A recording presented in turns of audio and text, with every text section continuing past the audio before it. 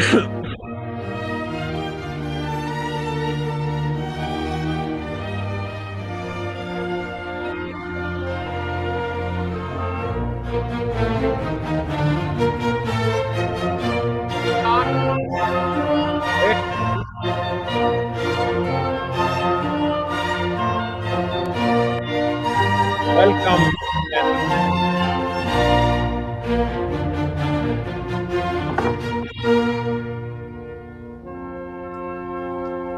We're going live in 5, 4, 3, 2.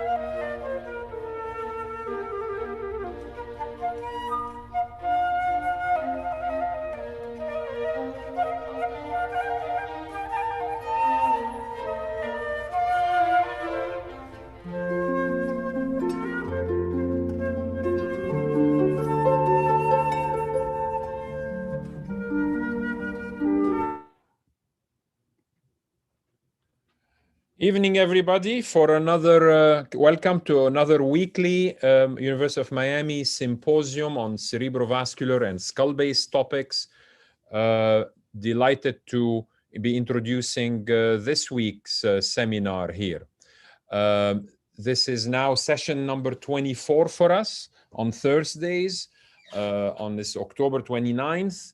I'm Jacques Morcos, professor and co-chair of the Department of Neurosurgery and director of Cerebrovascular and Skull Base. My great pleasure, as I do every week, to have the co-directors of this course with us. Carolina Benjamin, assistant professor, my partner here. She directs our Keynes dissection lab, and she specializes in brain tumor and skull-based surgery, as well as works in addition to the University of Miami Jackson North Hospital. Mike Ivan, assistant professor, Department of Neurosurgery, Director of Research at the University of Miami Brain Tumor Initiative.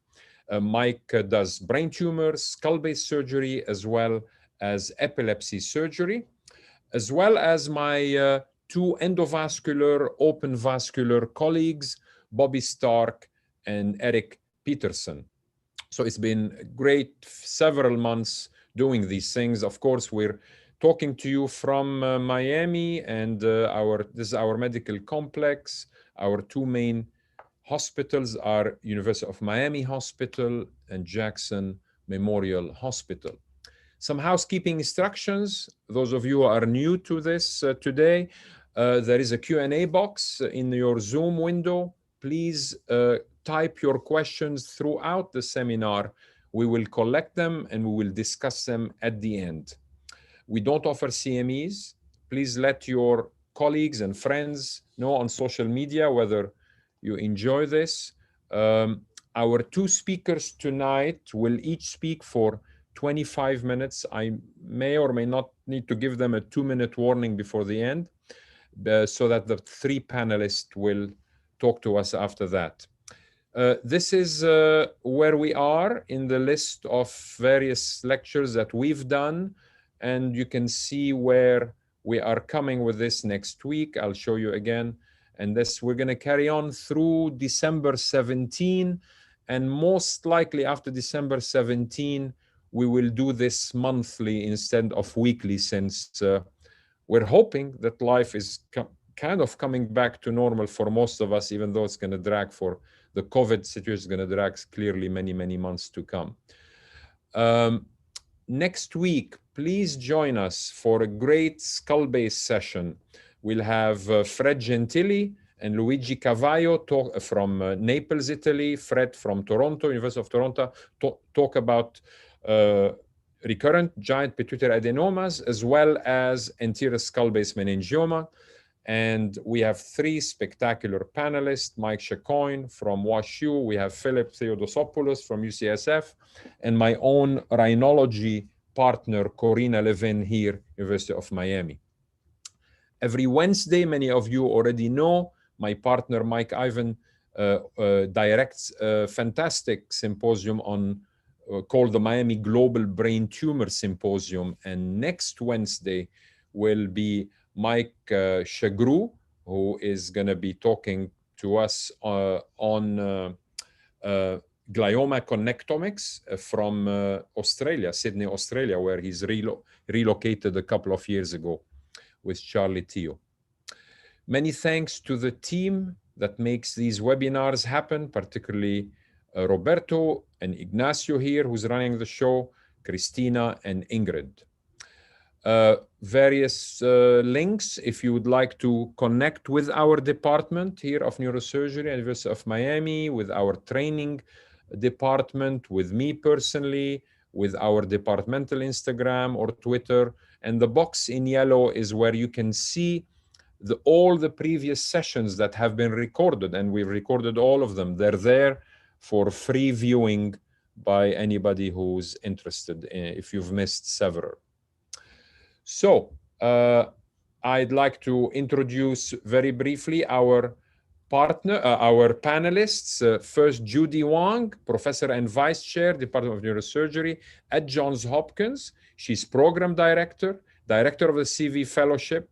She also is currently Director of the ABNS, American Board of Neurosurgery. She is Vice Chair of the Joint CV section. And of course, Judy is a cerebrovascular expert, and I'm delighted she's made the time to join us today. Next is Babak Jahromi, who is Professor, Department of Neurosurgery, Vice Chair of Regional Neurosurgery at Northwestern University Feinberg School of Medicine. I've known Babak since his fellowship days here at the University of Miami, when he did an endovascular fellowship with Ali Sultan. I've got to appreciate what he's done over the years. And thank you, Babak, for doing this and joining us. And of course, Babak is duly trained in endovascular and open vascular. And last but not least, Adel Malik, my compatriot from Lebanon, but really professor at Tufts, Chief of Cerebrovascular, duly trained cerebrovascular. And Adel has done tremendous work, particularly in the endovascular field, on stents and flow diverters and so forth. And again, I'd love the expertise of our three panelists today to discuss with our two speakers the various topics of wide neck aneurysms, which brings me to our two speakers. I'll start with Felipe. Felipe is an Evie and Lou Grubb Professor of Neurovascular Research, Director of Endovascular Neurosurgery at the BNI in Phoenix. Again, this is not really meant to list everybody's accomplishment, just a snippet of what they've done for the field.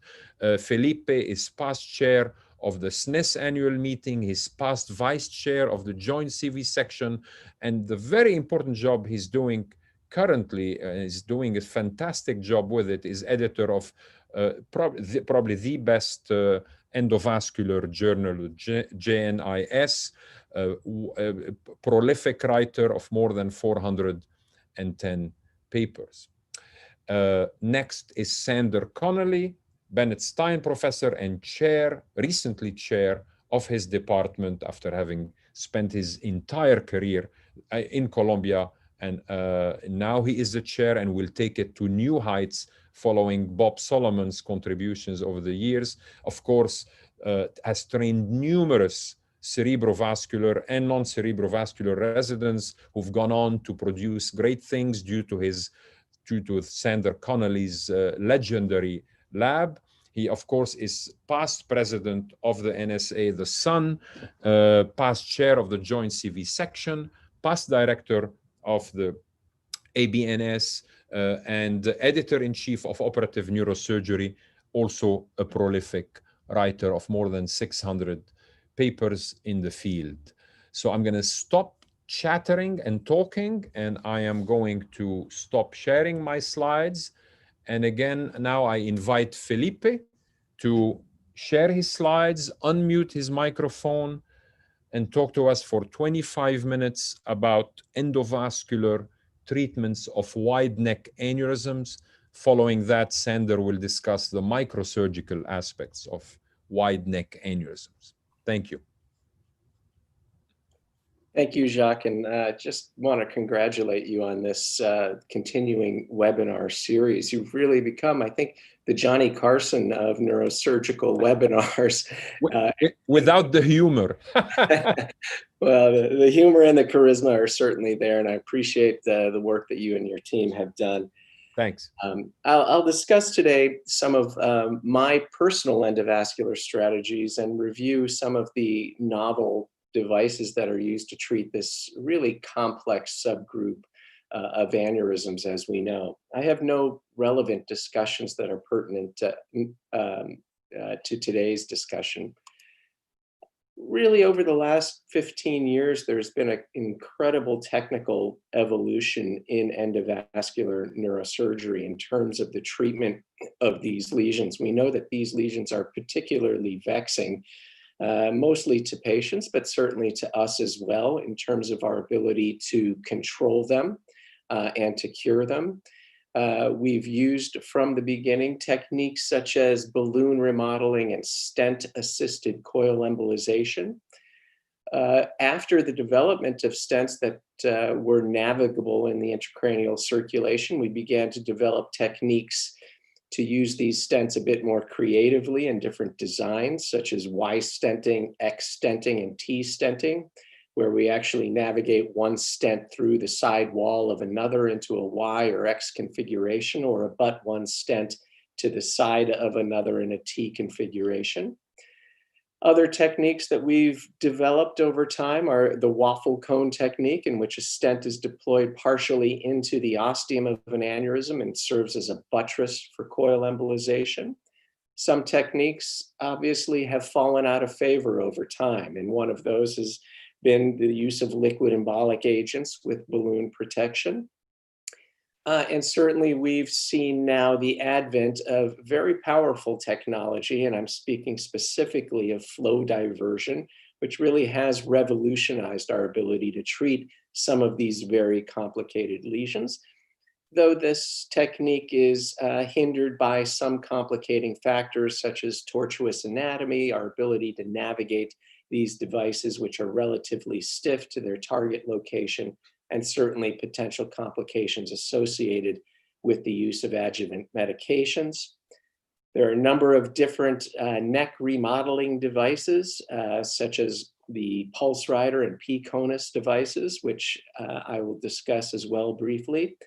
And recently, the advent of intrasaccular devices such as the Webb device, the Luna device, the Contour device, have now given us a new armamentarium for dealing with these lesions. Neck bridging stents are another type of adjuvant therapy for these types of lesions. So in terms of bifurcation aneurysms, and what I've done here is separated these lesions into bifurcation type aneurysms and sidewall aneurysms. And I'll discuss some of the technical advances and some of my strategies for dealing with these lesions. As I mentioned, there are a number of different creative strategies for treating these with X and Y and T stenting. Virtually the whole alphabet can be contoured into a stent if you try hard enough. Stent-assisted coiling, where you just place a single stent and then coil through the stent, remains a tried and true endovascular technique. And there are a number of different stents now that have evolved to the point where we're able to navigate them into the distal circulation.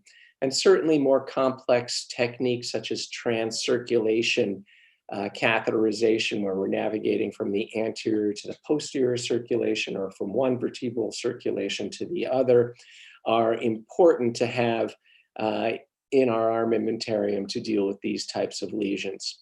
As I mentioned earlier, flow diversion has revolutionized our ability to treat complex wide-necked aneurysms, as has intrasaccular devices. Why stenting to this day remains a viable technique, and basically this is a technique in which generally an open cell design stent is placed in one arm at the bifurcation, and a closed cell stent is placed in the other arm. A catheter is navigated through that stent construct, and then coil embolization is performed.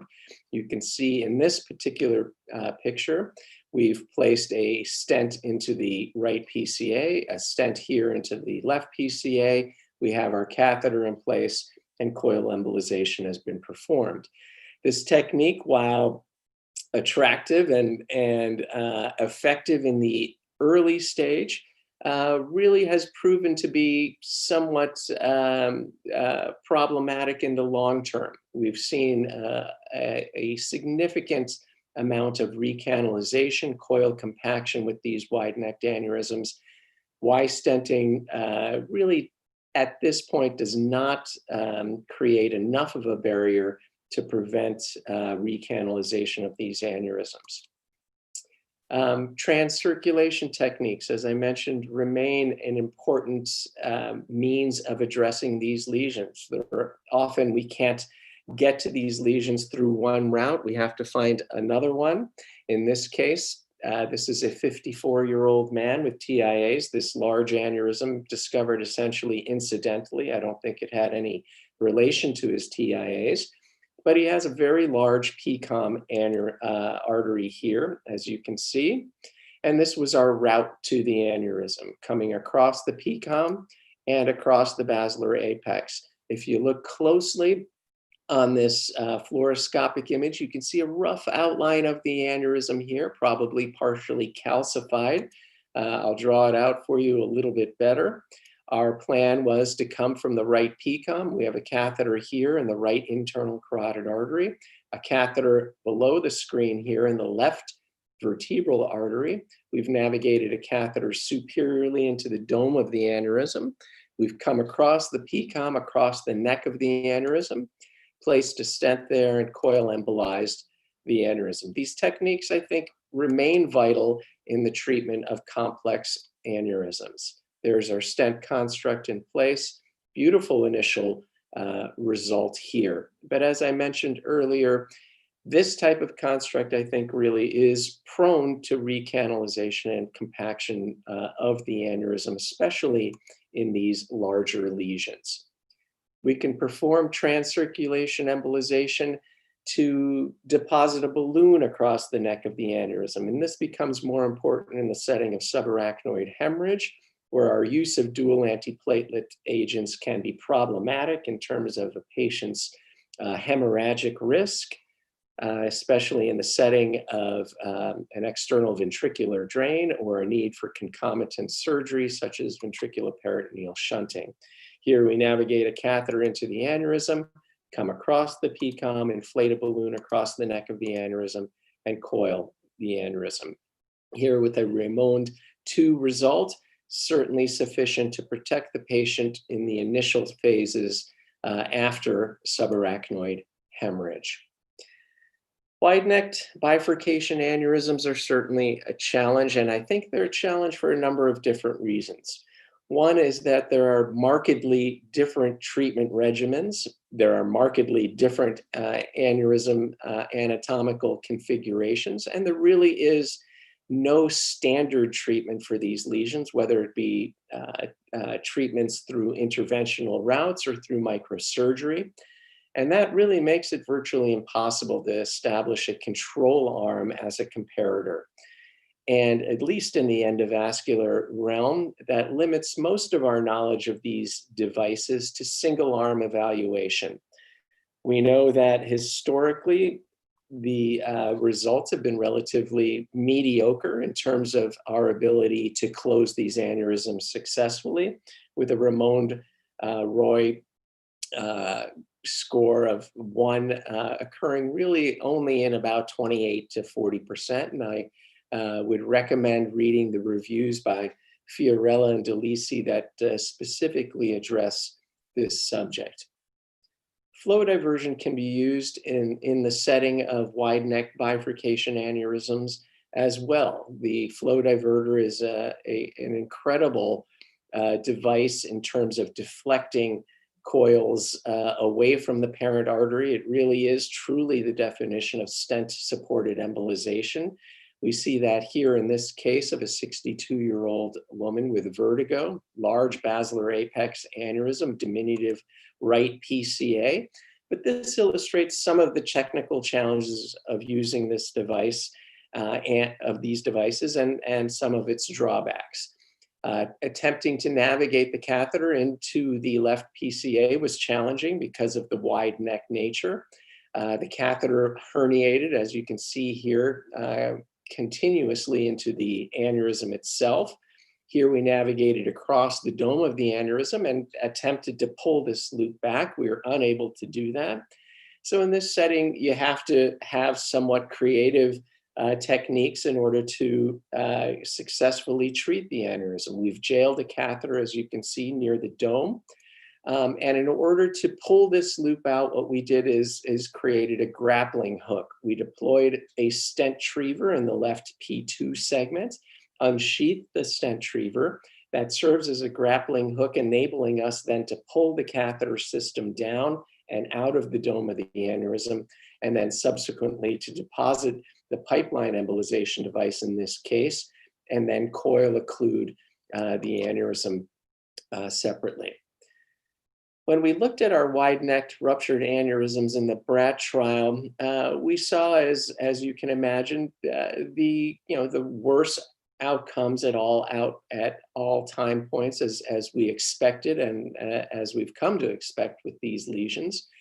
We used the standard definition for defining these lesions. Justin Mascatelli put together our series a few years back. We had 177 patients who had wide-necked cerebral aneurysms in the BRAT. These were typically of the MCA, basilar and internal carotid artery. As I mentioned, these patients generally had worse outcomes at all time points. Coiling in this particular setting was associated with a lower obliteration rate and higher recurrence rate, though the clinical outcomes for both arms of treatment were equivalent. This study, when we're talking about wide-necked aneurysms now, is a bit difficult to compare to what we're discussing because this was a post hoc analysis. There was substantial crossover to clipping, and what we were dealing with really was just ruptured aneurysms in which we were coiling. We weren't really using adjuvant devices such as stents and flow diverters or intrasaccular devices at the time of the BRAT. Transcirculation techniques can be used for smaller vessel aneurysms as well. This is a wide-necked SCA aneurysm on the left. The left SCA originates from the base of the aneurysm.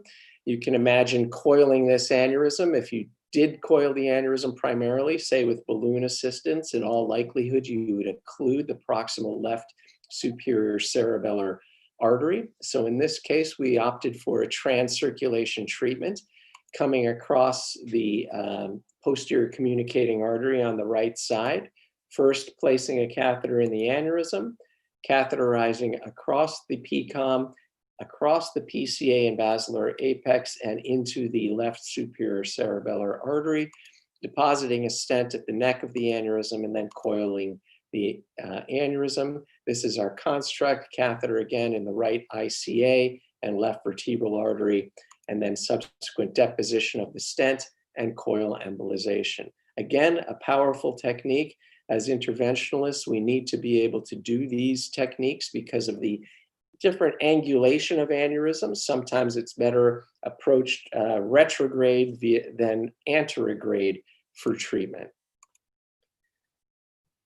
This is an example of stent-supported coil embolization, which remains, I think, a tried and true treatment technique for wide-necked aneurysms. This was in the setting of subarachnoid and parenchymal hemorrhage, as you can see here. We used the Neuriform Atlas stent, and the Neuriform Atlas stent is a newer stent.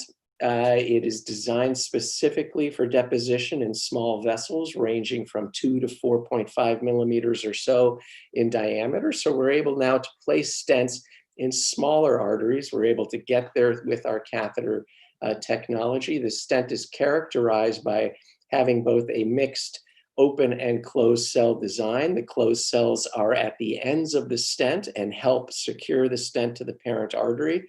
The open portion of the stent is at the aneurysm neck, where we're able then subsequently to traverse the tines and go into the aneurysm for coil embolization. What's very nice about these stents is that there's minimal foreshortening. So even if you're using a wider device in a narrow artery, it really still conforms to the length, its prescribed length.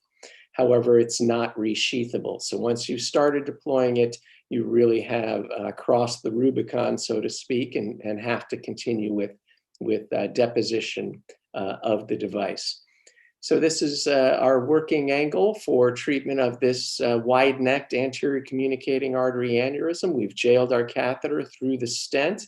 You can see the anterior cerebral artery here and then curving to the right.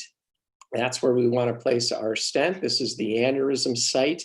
Here's our catheter jailed. We've placed the Atlas stent and then gone on to coil embolization. Here's the coil embolization initially.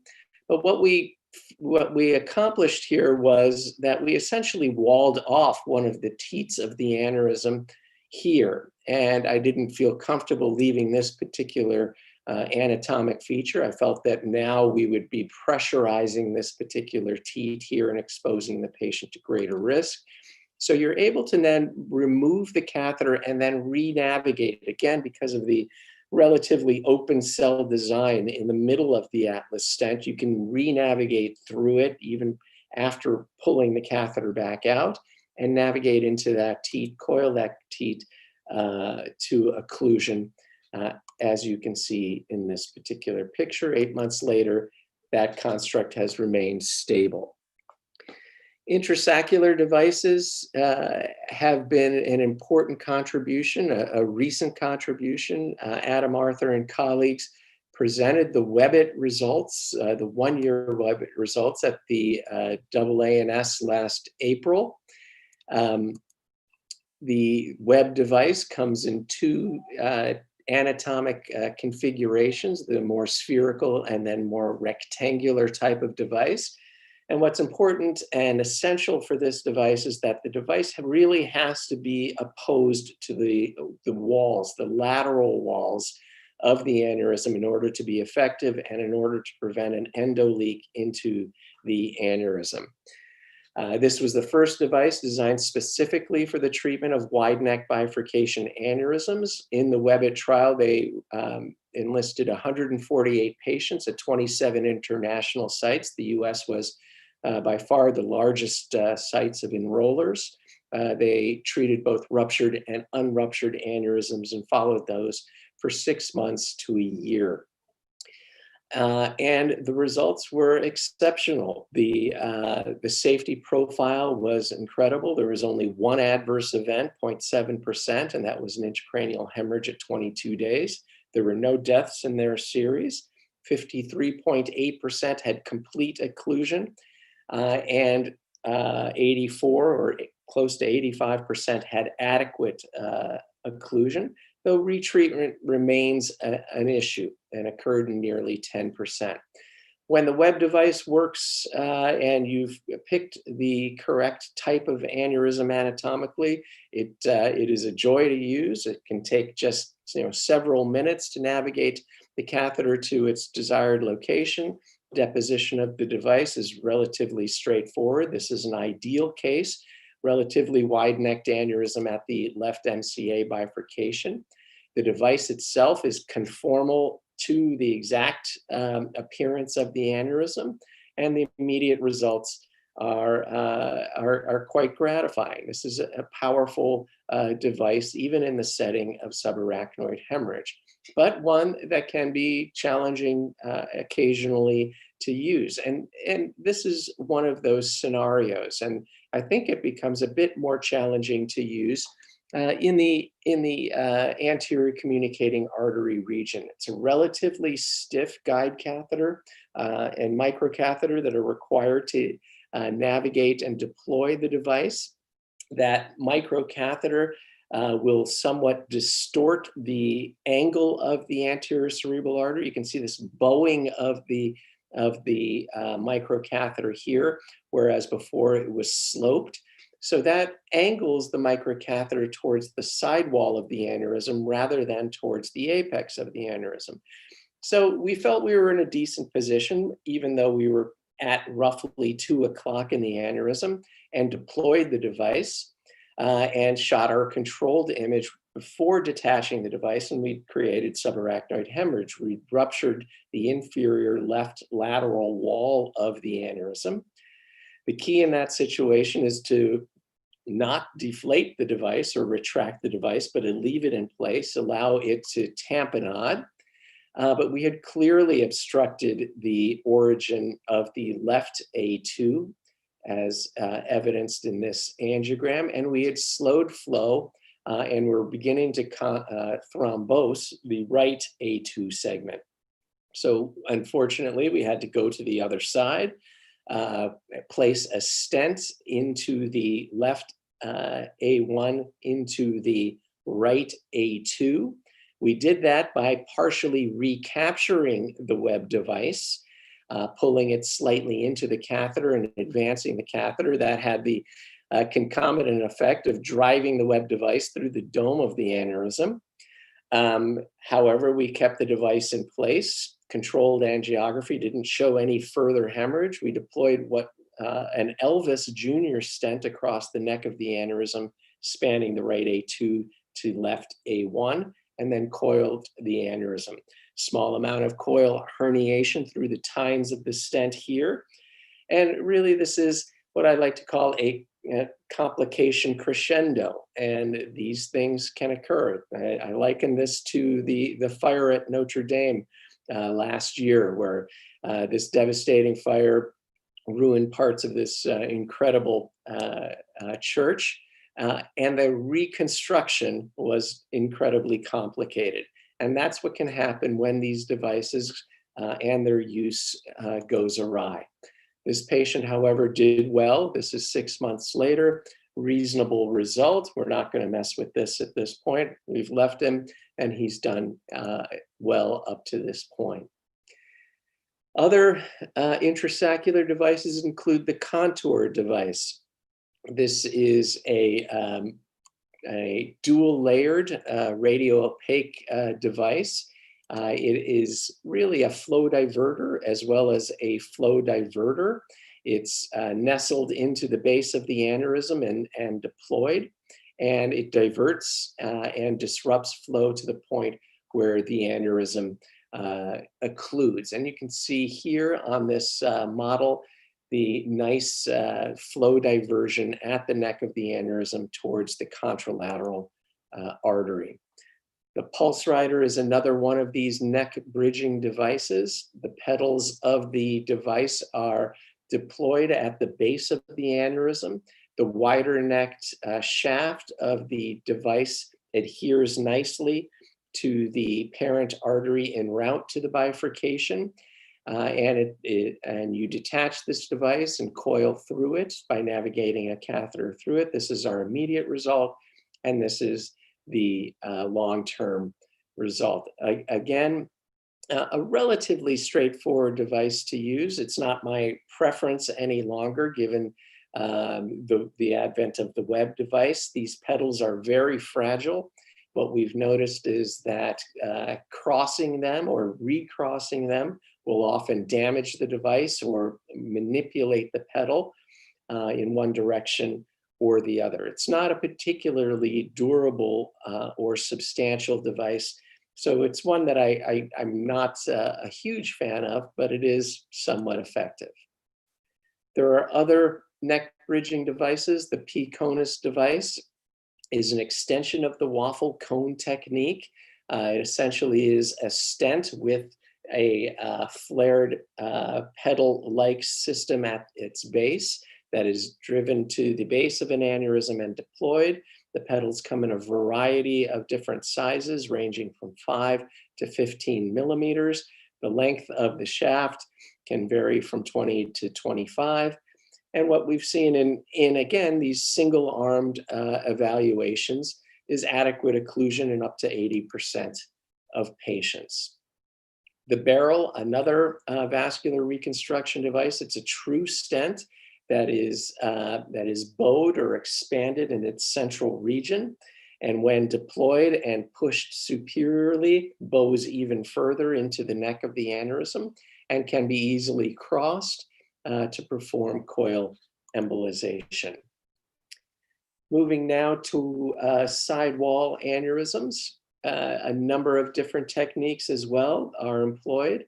Balloon remodeling, stent-assisted coiling, flow diversion, neck bridging devices, and I'll even add intrasaccular devices as well. We're starting now to use the web device in wide neck PCOM aneurysms, where we can get decent purchase into the aneurysm and deploy the device. Balloon remodeling, again, a tried and true technique that's not going away. We have incredibly compliant balloons nowadays. The balloon actually, as you can see in this particular situation, herniating inferiorly into the aneurysm and protecting the ostium of this posterior cerebral, posterior communicating artery, and allowing excellent coil embolization. The Atlas device, which I mentioned before, which has a closed cell design on its end, has a more open cell design in its center. We use this in this wide-necked left middle cerebral artery aneurysm, jailing a catheter, and then coil embolizing the aneurysm. Again, a stent that's specifically designed for navigation and deployment in small vessels ranging from 2 to 4.5 millimeters in diameter. The stent technology has evolved so that we now have developed very small stents that can serve as flow diverters. The Elvis Junior stent is one of those, the low profile visualized intraluminal support device. It's very flexible, it's braided, made of nitinol, and we can deliver this through smaller catheters. And that has really been a revolution for us to be able to navigate an SL10 or an echelon catheter and deploy a stent through that catheter, which is highly navigable, is really an incredible advance. In the past, we used to have to use stiffer, clunkier microcatheters to get our stents in place. The Elvis Junior is resheathable up to 80% of its delivery. It enables shelf building, which basically is pushing the stent forward so that it blossoms and pushes forward into the neck of the aneurysm. And it provides greater flow diversion because of its increased metal density. The metal coverage along the stent is 17 to 23% in comparison to 6.5 to 9% for other open cell stents that we had been using in the past. The pivotal United States Elvis trial established the efficacy of the Elvis stent and the Elvis Junior stent. The primary safety endpoints were stroke and death at 30 days, and the primary efficacy endpoint was 100% occlusion at 1 year. And those were achieved largely in almost 80% of patients, the primary efficacy of 100% occlusion. 95% of patients had greater than 90% occlusion. And the safety margin, safety profile of the device was excellent. 5.2% of patients had one safety event. Felipe, do you think you can finish in 2 or 3 minutes? Yeah, the pipeline devices have been a revolution. The original device released and approved by the FDA in 2011. We now have 3 iterations of that device, including the Flex and the Pipeline Shield, not quite available for our usage. This device really, as I mentioned, revolutionary, enabling us to treat an aneurysm like this, wide-necked petrous aneurysm, partially thrombosed. Deposition of this device requires some gymnastics, balloon support to prevent herniation of the catheter. Deposition of the device and coil embolization. Again, true coil-supported, stent-supported coil embolization, looking down the barrel of the device, showing that the coils really remodel around it. There are a number of technical challenges. As I mentioned earlier, this is a cavernous aneurysm. Primary navigation was our initial attempt. We had to navigate over the dome of the aneurysm in order to get into a distal position to deploy the pipeline device. We used a balloon anchor technique as our grappling hook, navigating a balloon distally, inflating the balloon, again enabling us to pull the catheter inferiorly and enabling us subsequently to deploy multiple devices across the neck of the aneurysm, here and here. And this device works incredibly. At postoperative day number 3, with deposition of 2 devices, nearly complete resolution of the aneurysm. The Fred and Fred Jr. flow diverters, again, another type of flow diverter, a bit different in terms of its construct from the pipeline device. Flow diversion has some unique properties. It creates neoendothelial channels through aneurysms. I won't belabor you with this, but this is an interesting case in which a neoendothelial channel reconstitutes the anterior cerebral artery.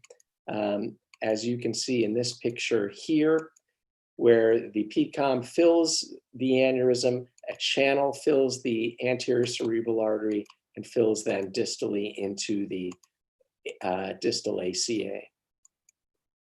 Surpass and Surpass Evolve recently were approved after the Stent trial, another type of flow diverter. Flow diversion works. This is a basilar fenestration aneurysm, long construct across the fenestration. We have different technology now that can enable us to plan our deposition of these devices. We can plug in the size of the device and it can tell us exactly what it's going to look like.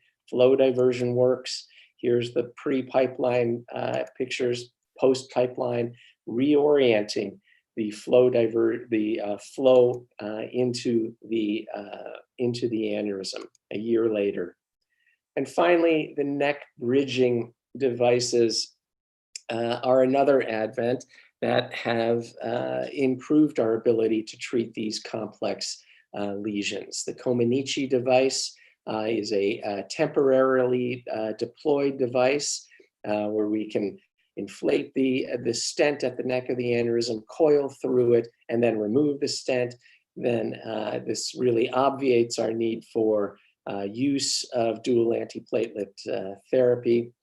Where are we going to go in the future? My friend Alamitha in Canada is, I think, is leading the charge here in the development of bioabsorbable stents, and I think that this holds tremendous promise for treatment of these complex lesions in the future. So to conclude, this is a heterogeneous group of aneurysms. Historically, microsurgical and endovascular treatments have only proven marginally effective. We're challenged by recanalization, by regrowth and hemorrhage of these lesions. And endovascular treatments have certainly undergone a revolution, which really has been led by flow diversion and now by intrasaccular and neck bridging devices. But common endovascular techniques are still indicated, including balloon and stent assistance. But we really need now to turn the page and learn to address patients with subarachnoid hemorrhage. And I think we're beginning to meet that imperative. But I'll end by prefacing Sanders' talk that I am a firm believer in microsurgical techniques, and I think that these remain important in the treatment of these complicated lesions. Thank you for your time. Hope I didn't run too far over. Thank you, Felipe, for this very useful summary of everything available endovascularly for this. And as I said at the beginning, we'll do discussion later. So without further ado, Sander, why don't you share? Oh, stop sharing your slides, Felipe, if you don't mind, and then Sander can load his. Okay. Share my screen.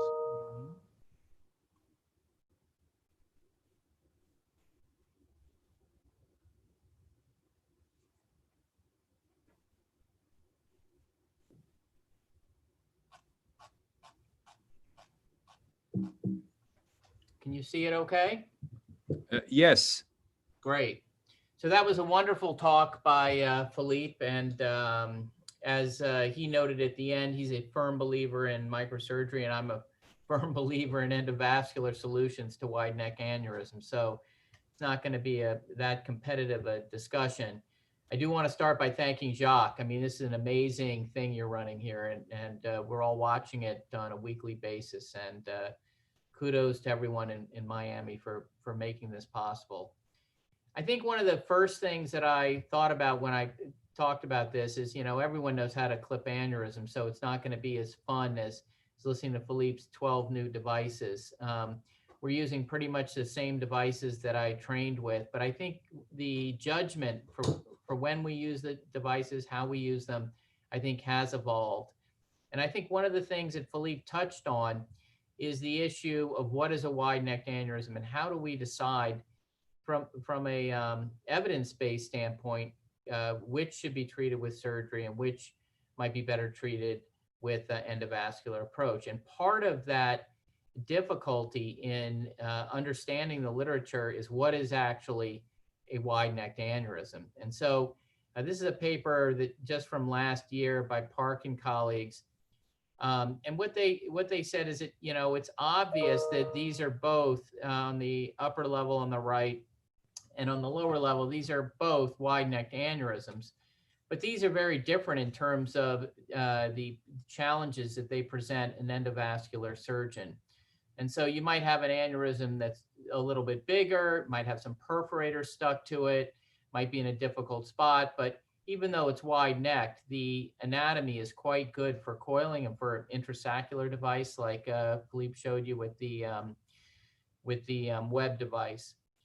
This setup though is not great and requires lots of gymnastics as Philippe showed you, often putting in T-stents and things like that, where a simple clipping would be really easy because it's a small aneurysm. It's going to be very amenable to a surgical approach, especially in the setting of a subarachnoid hemorrhage where you have to put a stent and deal with dual antiplatelet agents, or a very young patient where you're going to have a stent in for a long time. It's going to be more of a challenge in terms of medications, et cetera. People have looked at what the literature looks like in terms of defining what a wide neck aneurysm is. And this is a recent paper in Journal of Neurosurgery. And you can see that the definitions vary dramatically. And this has made it very difficult to interpret the series, the single alarm series that people are presenting in terms of durability, risk, et cetera, et cetera. Obviously, these are all wide-necked aneurysms, but they're very different in terms of the challenges they present for an endovascular solution, and therefore the opportunities afforded by a microsurgical solution. One of the papers that I pulled in trying to update my understanding of this topic was from, it's coming out on December 1st. And this is a very interesting paper because to me, this really is trying to put a round peg in a square peg in a round hole. This is a series where they conclude that endovascular approaches to wide neck aneurysms are really quite good. They stent coiled all these aneurysms.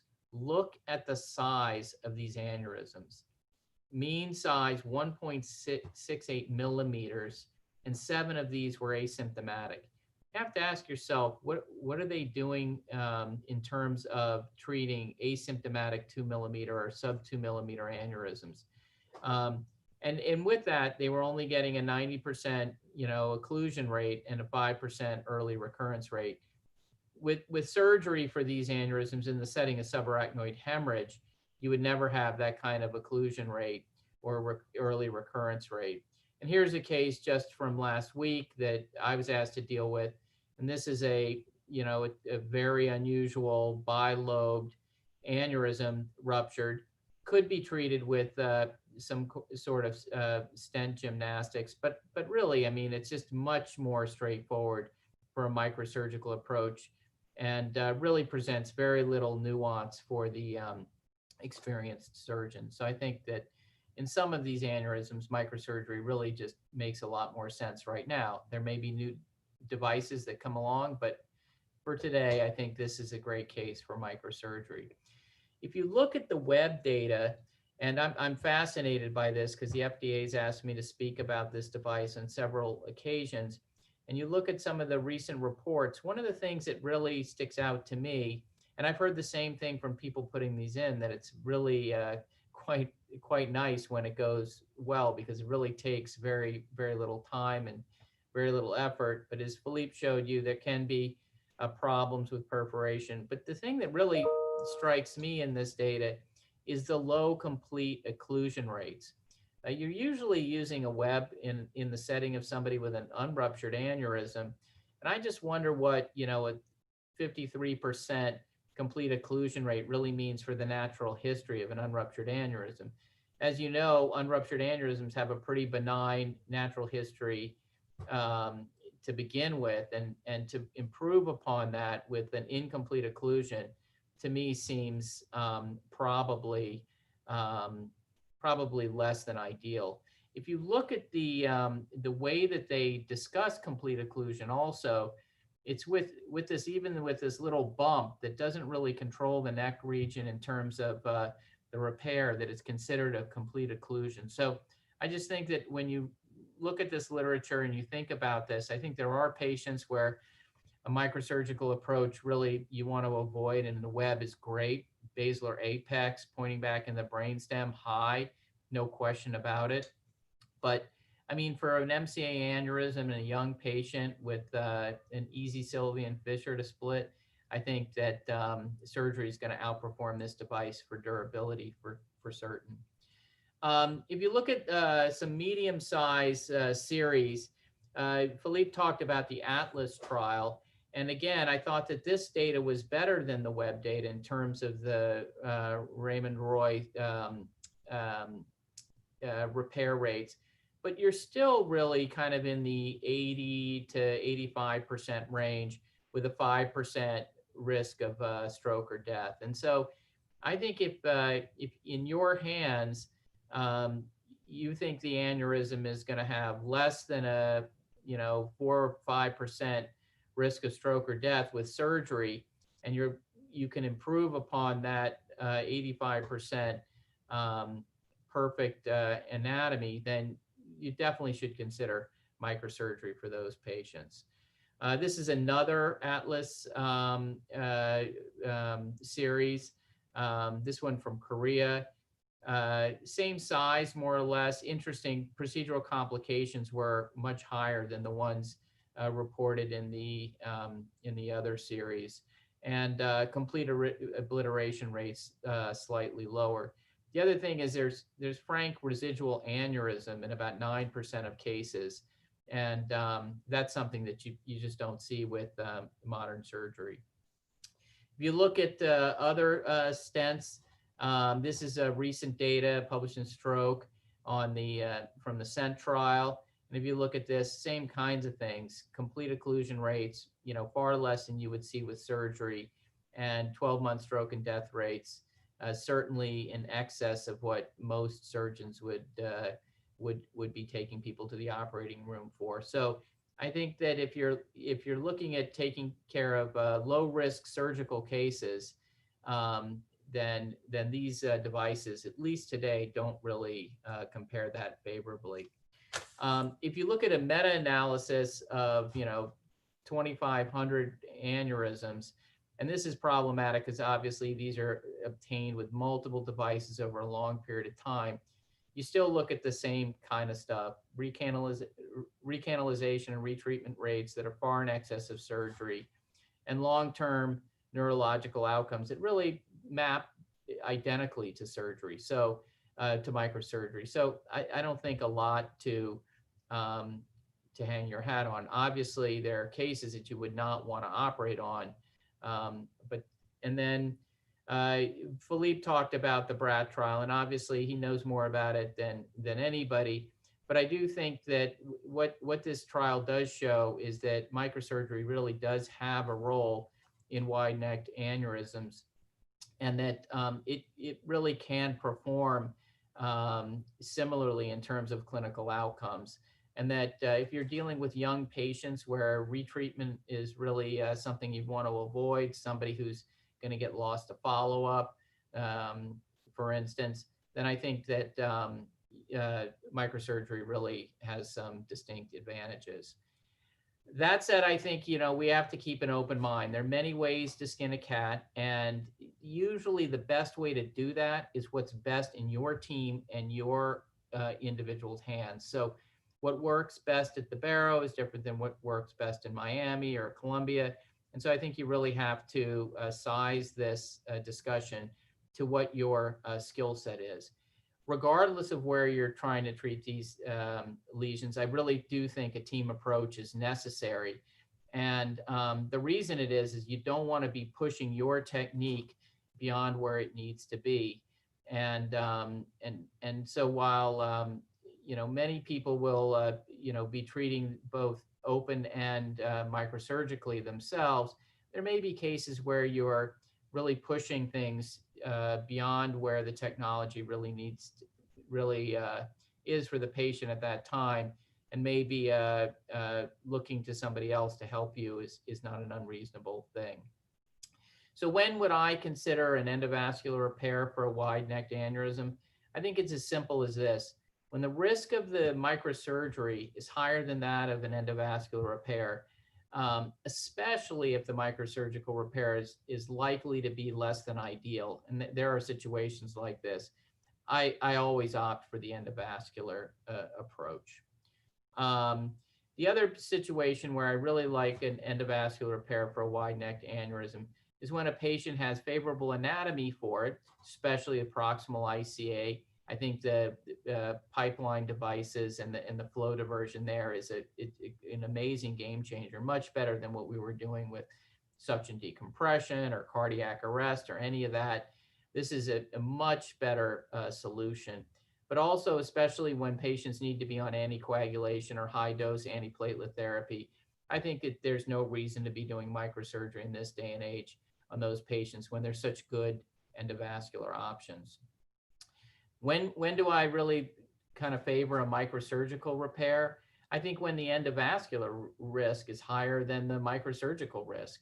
And that usually is anytime you're dealing with a very small and favorable microsurgical aneurysm. So a small aneurysm at the MCA bifurcation, a small aneurysm at the ophthalmic. These are often ruptured aneurysms, small PCOM aneurysm. These are things that I think really are better treated with open surgery. The other place that I find that people tend to be a little intimidated, but once you've done a few, it's really quite a nice microsurgical case, is the pericolosal artery aneurysm. That aneurysm is almost always a wide-necked, even though it's small. It has a small neck, but compared to the parent vessel, it's very wide-necked. And it's really treated very easily with open surgery once you've done a few. And the endovascular solution is usually more complicated and less durable. I think any time that you're really worried about durability, there's really very little evidence in the literature to suggest that any of these endovascular approaches really does what microsurgery does, which is reform the wall with the full thickness of the wall with the clip. That, of course, requires you to clip the aneurysm correctly, which is usually along the long axis of the opening. But that can be done quite easily as long as you expose the entire aneurysm before placing the clip. Another time, and I referred to this earlier, is when you have a patient that's unlikely to be compliant with aspirin or the lifestyle changes it might be required by an endovascular approach in terms of follow-up. I think when you have difficult arch anatomy, time to back out and consider another option. And then I think when you have multiple aneurysms that are all wide-necked and small, I think it really probably is better treated with microsurgical clipping.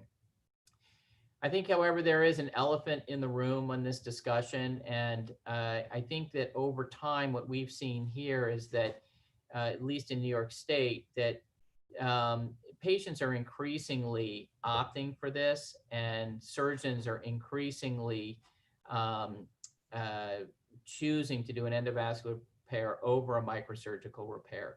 And I think there are a lot of different reasons for that. I think there are more people treating these aneurysms, so it's hard to get as much experience. And I think that if that's the case, then definitely go with what works for you.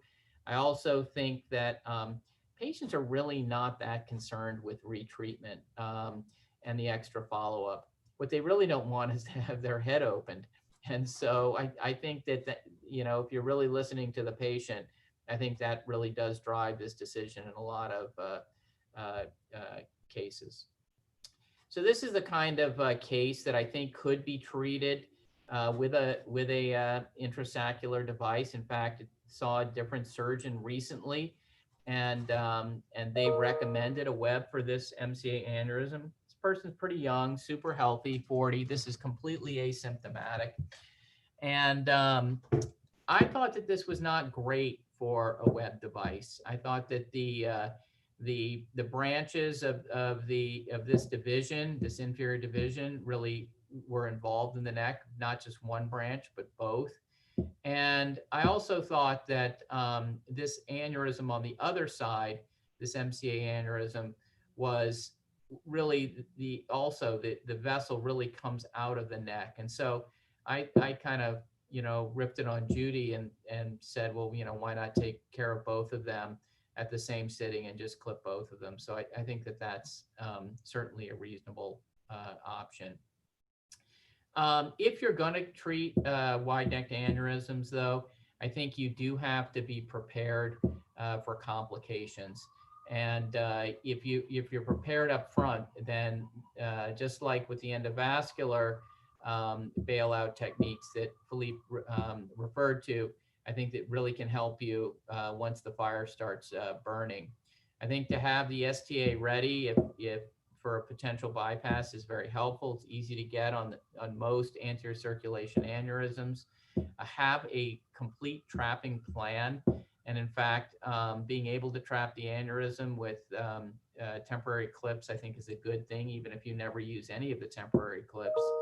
I like the Dan Barrow techniques with both the sling and the crimping of either muscle or muslin against a neck tear, and I had to do that recently, and it works out great. But if you're not prepared for it, it can be very daunting to come up with that solution under the stress of the moment.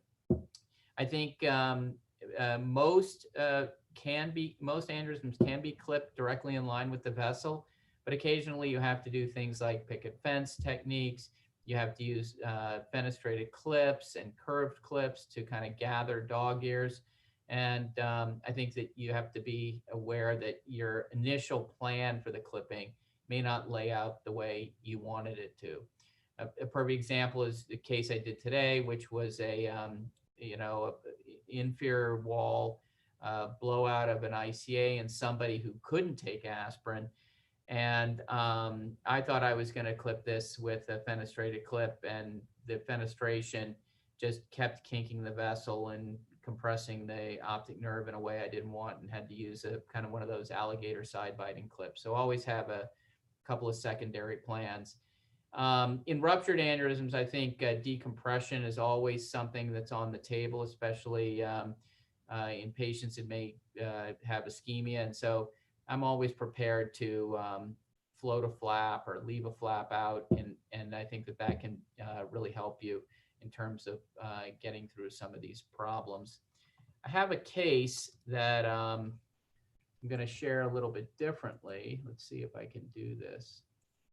This is a case that I actually wanted to manage with an endovascular device, and it really presented some problems for it.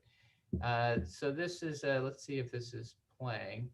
So this is this case. This is a 40-year-old person, with a history of Graves' disease.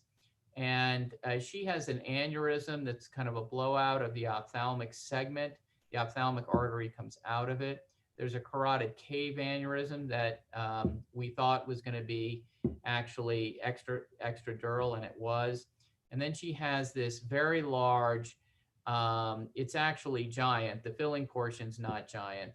ICA bifurcation aneurysm. And I was hoping that this could be stented into the M1 and potentially come across the ACOM.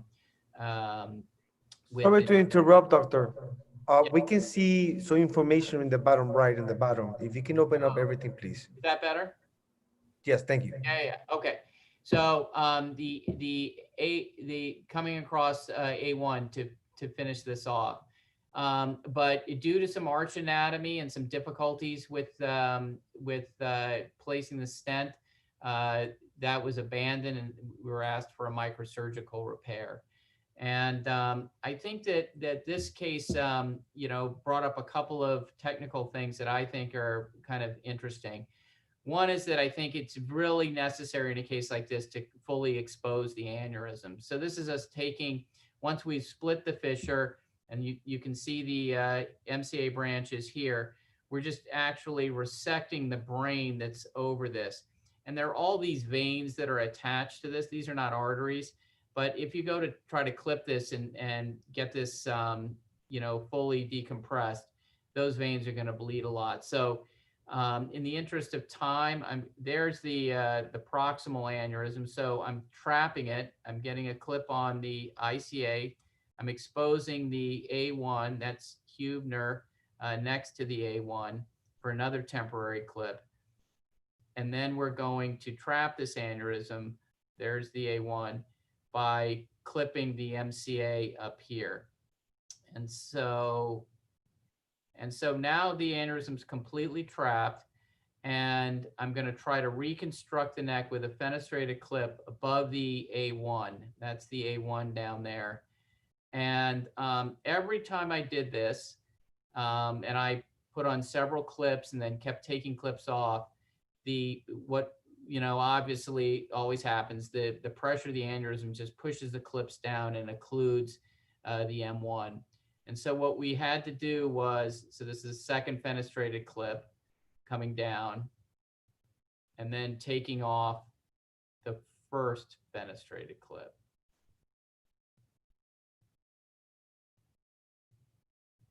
And that actually looked good, but the flow on the intraoperative angiogram was not what I wanted. And so what we ended up having to do is, I'll just, for the interest of time, we had to cut the aneurysm open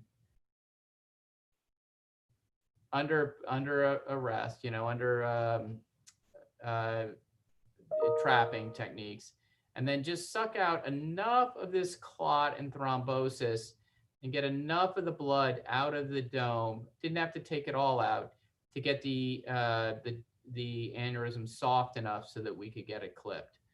And we had an STA available to us, and that would have been possible, but we didn't need that, and everything worked out quite nicely. This is what it looks like at the end. We left this was extradural, but this is a pretty nice repair, actually, in terms of what she can get. And this is a 30-year-old woman. And while this could have been done with a stent, obviously there were some issues related to putting in the stent. And so I thought this was a reasonable alternative. So with that, I'm going to, let's see if I can close this. Go back to my slides. Sorry about that. And just finish up with this case, which is somebody that I saw this week who's 68 years old, has a congestive heart failure with an EF of about 20%, 15 or 20%, not very good. And she has this large basilar blowout. And this doesn't look that different from what Philippe showed you earlier. The difference is, look at all this calcium in these vessels. And so while I think it wouldn't be unreasonable to refer this for an endovascular approach, I think it's probably equally reasonable, if you think about it, to follow a patient like this on aspirin and see how they do. If this doesn't grow and it's stable, I'm not sure that the risk of trying to stent this is totally worth it with all that calcium in both vertebrals and in the basilar. So with that, I think I'll stop and stop sharing and take any questions or do whatever Jacques thinks is best. Thanks, Sander. Very nice, very nice. Two complementary talks. Now we're let me actually, if I can run two questions from the audience before I ask Judy to show her case. Both of you could answer. So this is from Bernard Fennel. What do you think is the role of duly trained cerebrovascular neurosurgeon? Is there pressure to focus on one modality over the other? Felipe, maybe you want to handle this one first? Sure. Thanks for the question, Vern. Hope you're doing well. I do think there is pressure on the surgeon to preferentially do one versus the other at a higher volume. What my advice to our fellows really is if you really want to pursue this and want to become a dual accomplished surgeon, then you have to go somewhere where there is an adequate volume of both, and you have to go somewhere where you're not the only one doing one or the other of these procedures. You can't work in a vacuum. I think it's possible. I think it's the relatively rare surgeon that does these at the highest level. I think the majority of dual trained surgeons probably do one better than the other or much better than the other, but it is possible to do. But again, I think it's really volume related. I think you have to be at a center that sees pathology to the extent where you're going to become adept at doing both types of technical procedures, and that's a difficult thing to do. Sander, do you disagree or? No, I completely concur. I think that what Philippe said is exactly right. The two things that are critical to not work in a vacuum, so to have senior partners or other seasoned people who understand both sides of the equation, and then enough volume. So it's hard to imagine in this day and age that there are going to be many places where as somebody doing a hybrid practice, you're going to be able to have, lots and lots of complicated endovascular cases and lots of open microsurgical cases and busy, accomplished colleagues who are also doing it on both sides. I mean, it's just the volume numbers become difficult. And so that's why I think that the reality is that most people practicing are probably practicing in some lower volume setting with less than that ideal support. And so they have to really follow what they think is the best solution in their hands. And so some of them may be very, very adept microsurgeons and less sophisticated endovascular surgeons, or vice versa. And so I think that my expectation is as the technology continues to improve, there will be more and more opportunity to treat these cases with endovascular solutions for the hybrid surgeon. But probably as long as the hybrid surgeon has had some reasonable training, straightforward microsurgical cases should be pretty straightforward for them to take care of. Okay, and I'm gonna, Vern also has a second question, which probably is, I think, easier to answer and less kind of, what he's really asking is the availability of endovascular treatment creating an over treatment of small aneurysms that you would have otherwise followed up? Are we abusing endovascular? I think I know the answer myself, but I'll let you guys answer this. Felipe, is there an abuse of endovascular with small aneurysms, 2-3 millimeter, simply because we can? Yeah. I mean, Certainly, Jacques. I think that's the case. We've seen that since the advent of flow diversion with the pipeline embolization device, where there are lots of folks and lots of centers that are treating very small aneurysms with flow diversion when the natural history really doesn't support that. And those are the kinds of things that really hurt our field, because inevitably what will happen is that the complications will increase, and they'll increase dramatically. Sander mentioned these smaller aneurysms are technically challenging to treat. Some devices are easier to use in that setting than others, but still the vast majority probably don't need to be treated. And to apply these, relatively fancy and complex endovascular techniques, I think potentially harms the field, because inevitably you're taking what is a relatively benign pathology and subjecting it to a somewhat higher risk treatment. And that's not going to work out well in the end. Although what's interesting, Sander, in your paper that you quoted in your own talk, I've actually used the results of your paper in some of my talks, is when you compare the 10 centers in the New York area, there are many interesting things about that paper.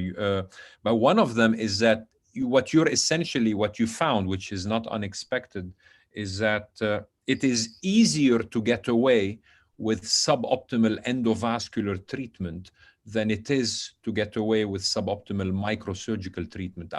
Do you agree with, that's one of the...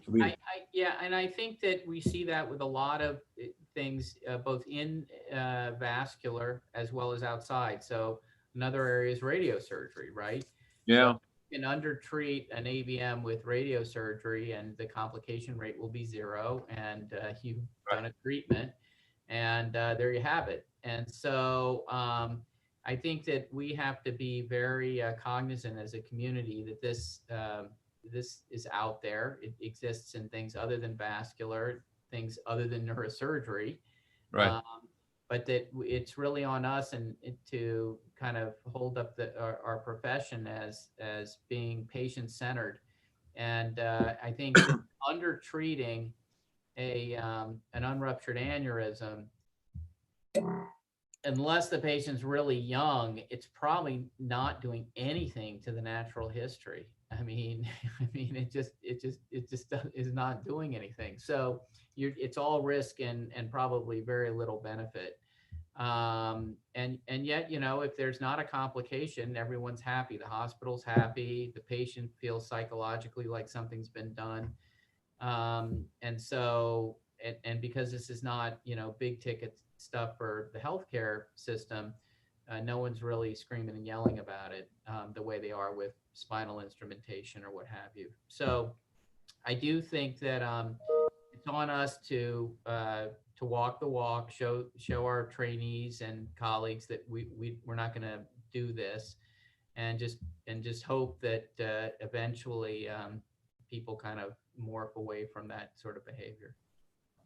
All right, Judy, I invite you to show us your case and tell us your thoughts, and of course ask the speakers how they might handle whatever case you're going to show them, and then tell us what you've done. Well, I also want to applaud you, Jacques, and your whole team for doing this. This is amazing. I've actually just enjoyed this last hour so much, because hearing from Felipe and Sander, who really are giants in their respective fields, to actually give this, sort of very thoughtful presentation, really with an overview of where the field stands now, is incredible. And I hope that everybody in the audience really appreciates that.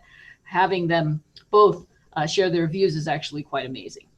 My only disclosure is that I was one of those people that passed through Sander's lab. He was quite an inspiration, has always been, from the beginning, and still is. So just wanted to, get that out there as I give my presentation. The other thing I was thinking of as Felipe was talking is, there's always going to be the evolution of these devices. So, right, we have the Elvis, and then the Elvis Jr. coming along, and then the Fred, and then the next iteration is the Fred Jr. And so I think we have to pay a lot of attention to getting the micro neurosurgeon Jr. And that's what is actually lacking. And if we don't pay attention, we're going to lose that skill, lose that art.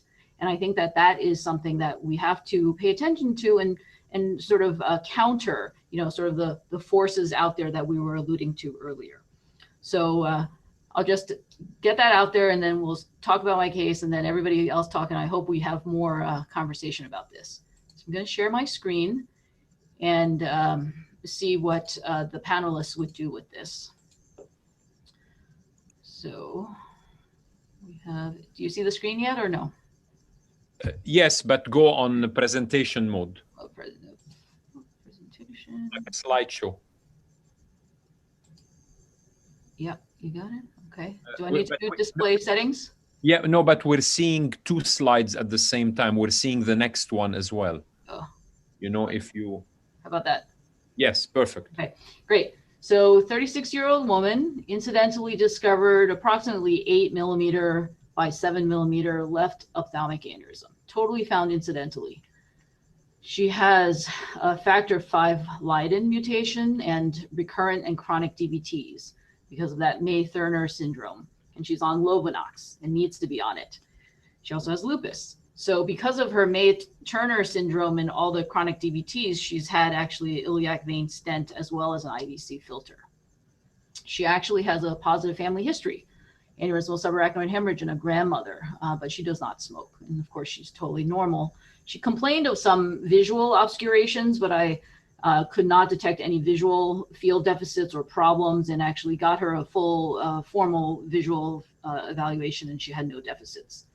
So this is her aneurysm, parophthalmic, and I'll just note that here's the ophthalmic artery coming from the base of the aneurysm. And if we start with Felipe.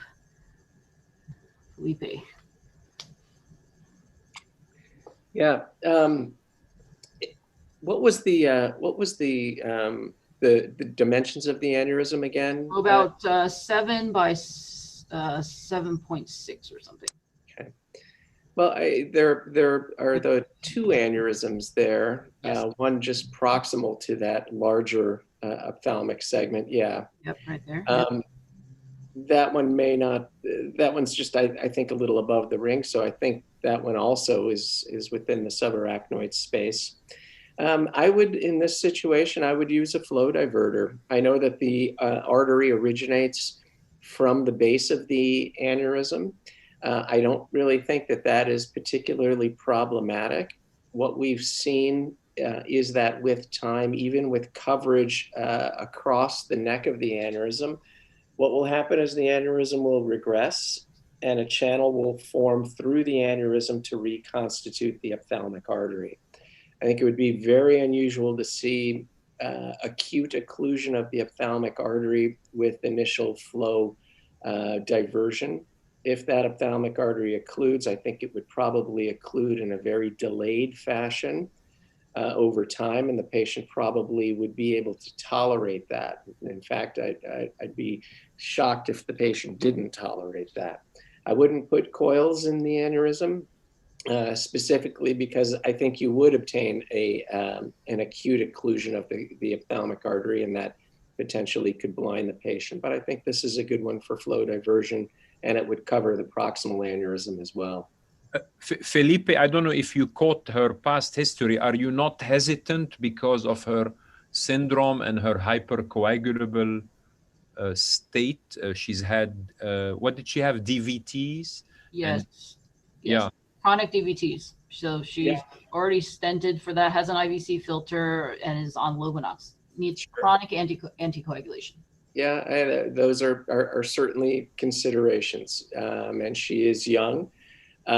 So yeah, if she's unable to tolerate those medications or continues to have these kinds of problems, then you could consider certainly surgical clip ligation. But outside of that, if I wasn't taking into account the past medical history, I think this is a great one for flow diversion. Felipe, I'm sorry to interrupt you, Judy. Felipe, while you're on this, maybe you could summarize for the audience, are there any ophthalmic aneurysms, just pure ophthalmic, that you would favor microsurgical clipping in 2020 on? Or is that you believe, and I know Giuseppe Lenzino as well, believe that it's purely endovascular when doable? Is that a fair statement of your position? Yeah, I think so. I think it's the very rare ophthalmic aneurysm that we pass on. I think we've seen our results even with aneurysms that harbor the parent vessel or the ophthalmic artery coming off its side, or even closer to the dome, that those aneurysms still regress and the ophthalmic artery continues to fill. So I think, yeah, I'd be hard pressed to pass on an ophthalmic aneurysm for flow diversion. Judy, back to you. Great question. All right, so Sander, you're up. So I was going to look at it almost the diametrically opposed, which is that normally I would say in a young patient with an ophthalmic, if I could spare them having a pipeline in there for a long time, I would offer them that. They might choose the pipeline, and I would be fine with that for this case. I think the history here is really the issue. I mean, I think there's equipoise. They could be treated either way. Right. The issue is that I don't like taking her off anticoagulation to operate on her. Right. And so I'd like to keep her on the Lovenox. And if she's had that iliac stent in or iliac vein stent in for a while and has not had any thrombotic events related to that, I would suspect that she would tolerate the pipeline in an arterial setting quite nicely.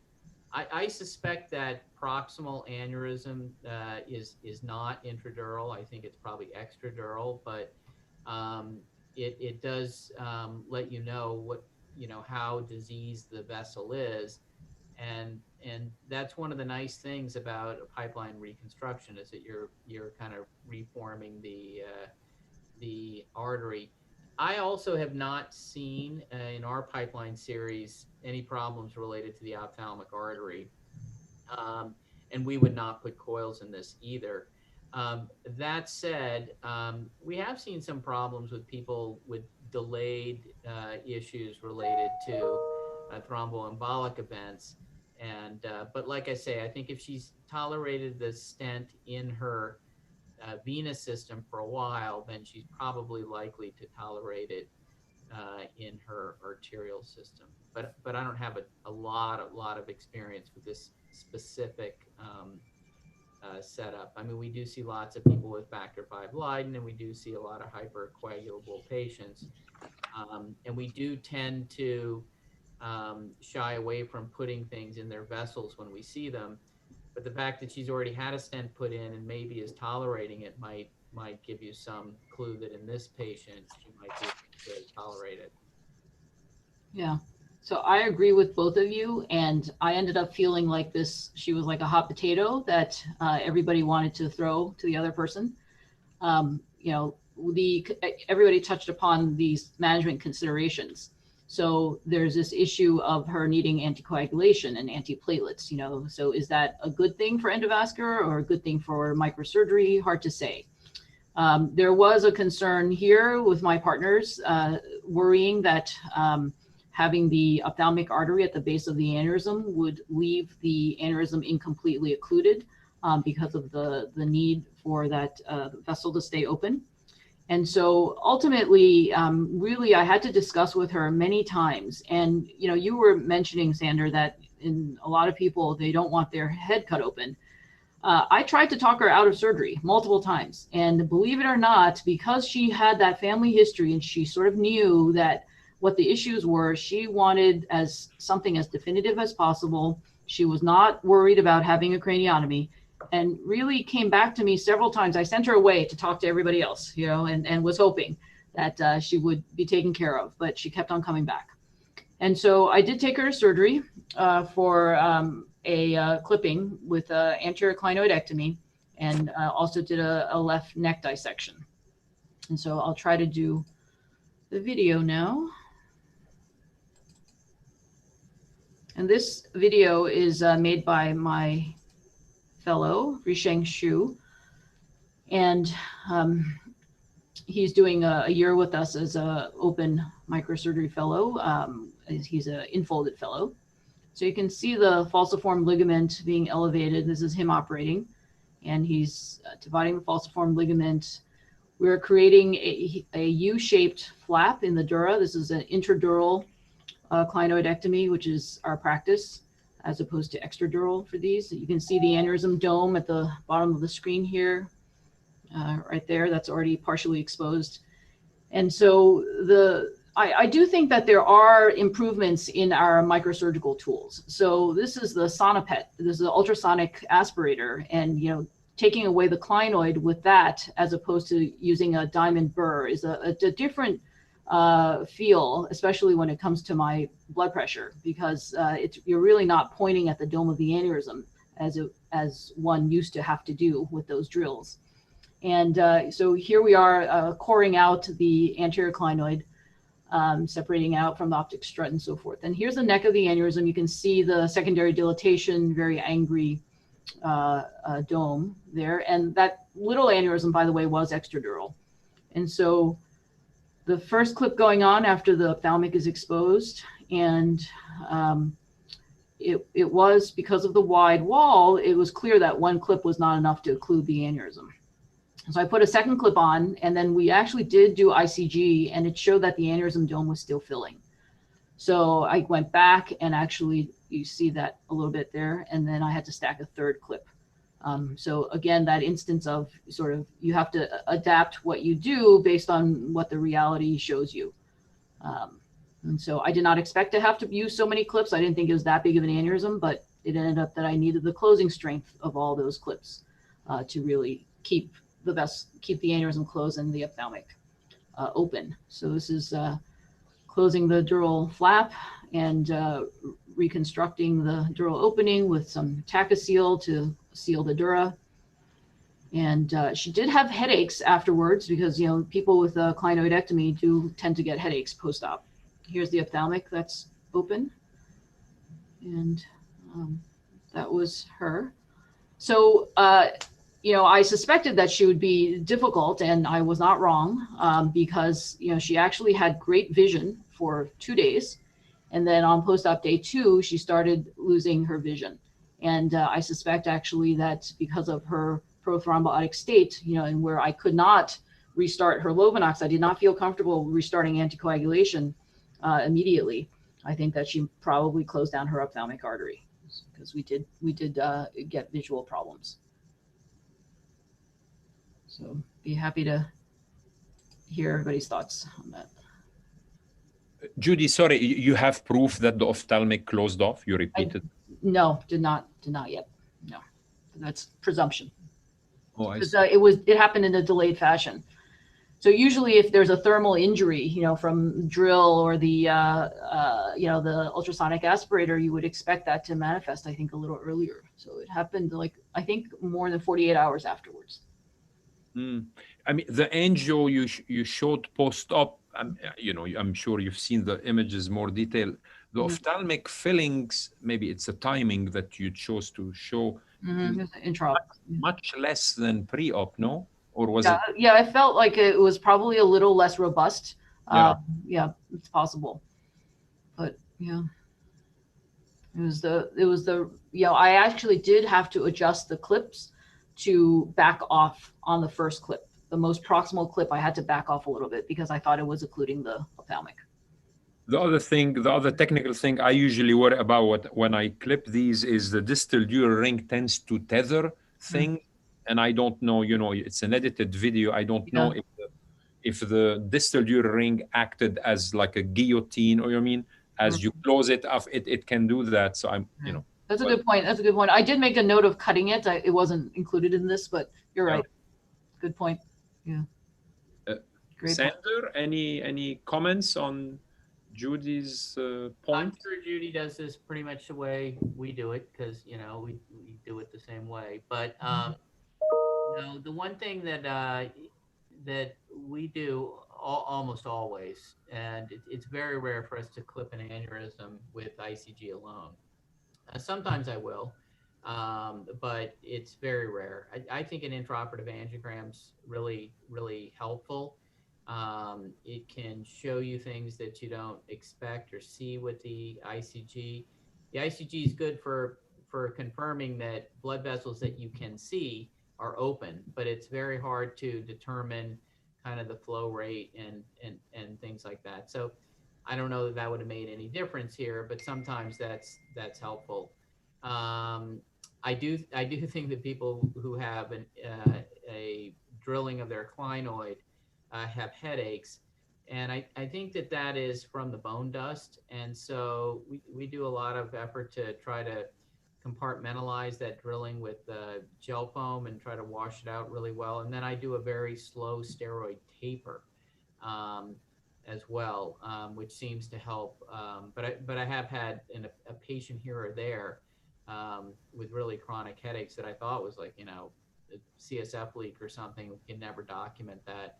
And finally they got better, but you can see that. And that is one of the advantages of the endovascular approach for this, is that's obviated. I will say there are, and this is not a good example, this one, but there are cases where you have somebody with actual visual acuity problems from their ophthalmic aneurysm.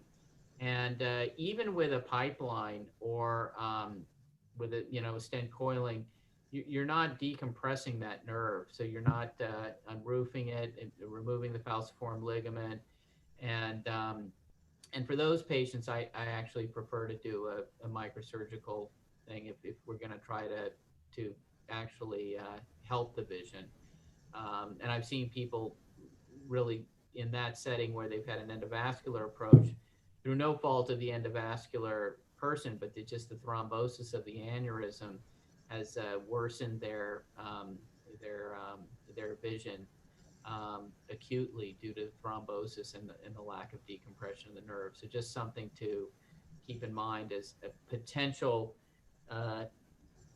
rare case that you might want to pivot towards a microsurgical approach.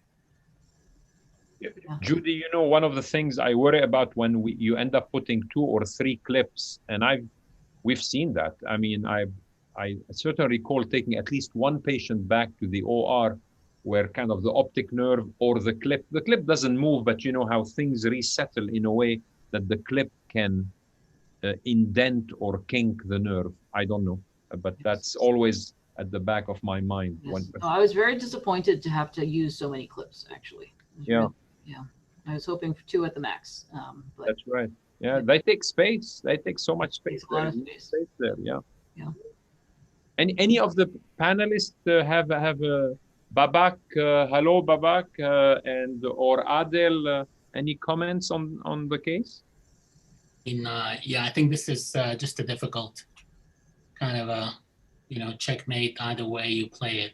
Unfortunately, I can easily see how putting the patient on dual antiplatelets and an anticoagulant, it doesn't take more than a small platelet plug, and over a period of time. I also think that we followed a few patients for 5-6 years, and we've had a few cases where when the ophthalmic is drawing quite a bit of flow, as Felipe said, there will be a regression, and actually the neck will narrow down. But there will still be substantial kind of an aneurysmal pouch, which is kind of a little disappointing. And so in this particular patient, being on dual antiplatelets and anticoagulation, that regression process may take that much longer. So I think it was very reasonable to take the patient to surgery. And obviously it's difficult to know because of the need to stop the anticoagulation, what caused what, but at least her aneurysm secured. Judy, there is a question from the audience, Dr. Farzana Tariq. Dr. Wang, do you think endoscopic assisted clipping would be the microneurosurgery junior? Yes. So we have to get it to work. So yes, there are groups that are publishing very nice studies, to look around corners and so forth. I think that's very promising. But you still need to know what you're looking for. And so I still think that really understanding the anatomy and really being able to understand angiographic anatomy and translating it into what you're seeing under the microscope takes a lot of studying and really, formulating your skills so that we don't necessarily rely too much on an extra tool or a new toy. But yes, certainly it's promising. Another question for you, Judy, from again Bernard Fennel. Do you routinely use micro Doppler, I assume, during clipping? Right. We don't. We do use the ICG and the intraoperative angiography. There are some instances, but I wouldn't say I necessarily do it routinely. No.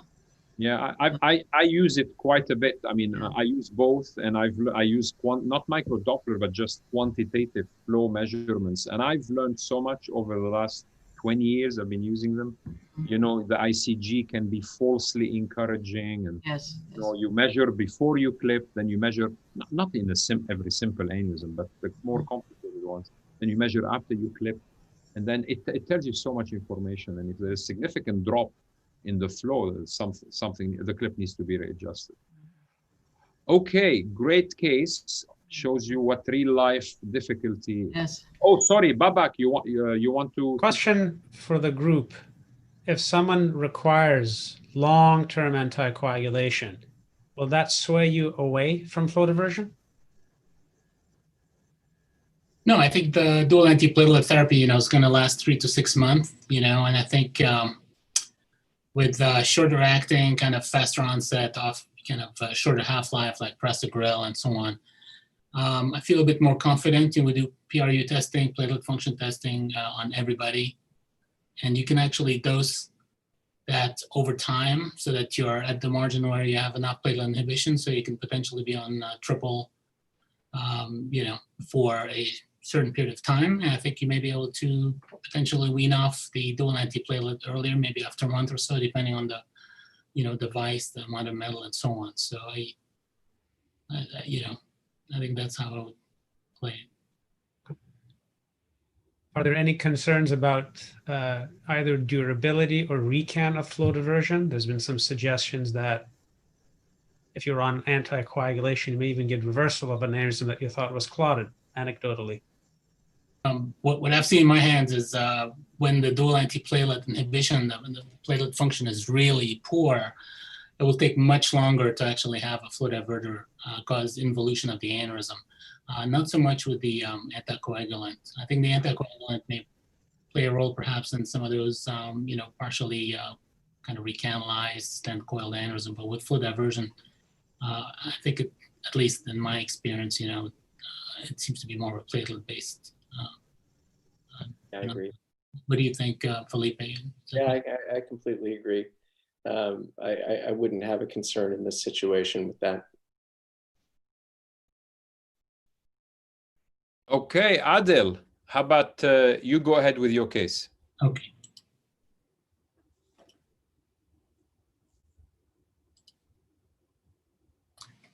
Can you guys see the screen? Yeah, looks great.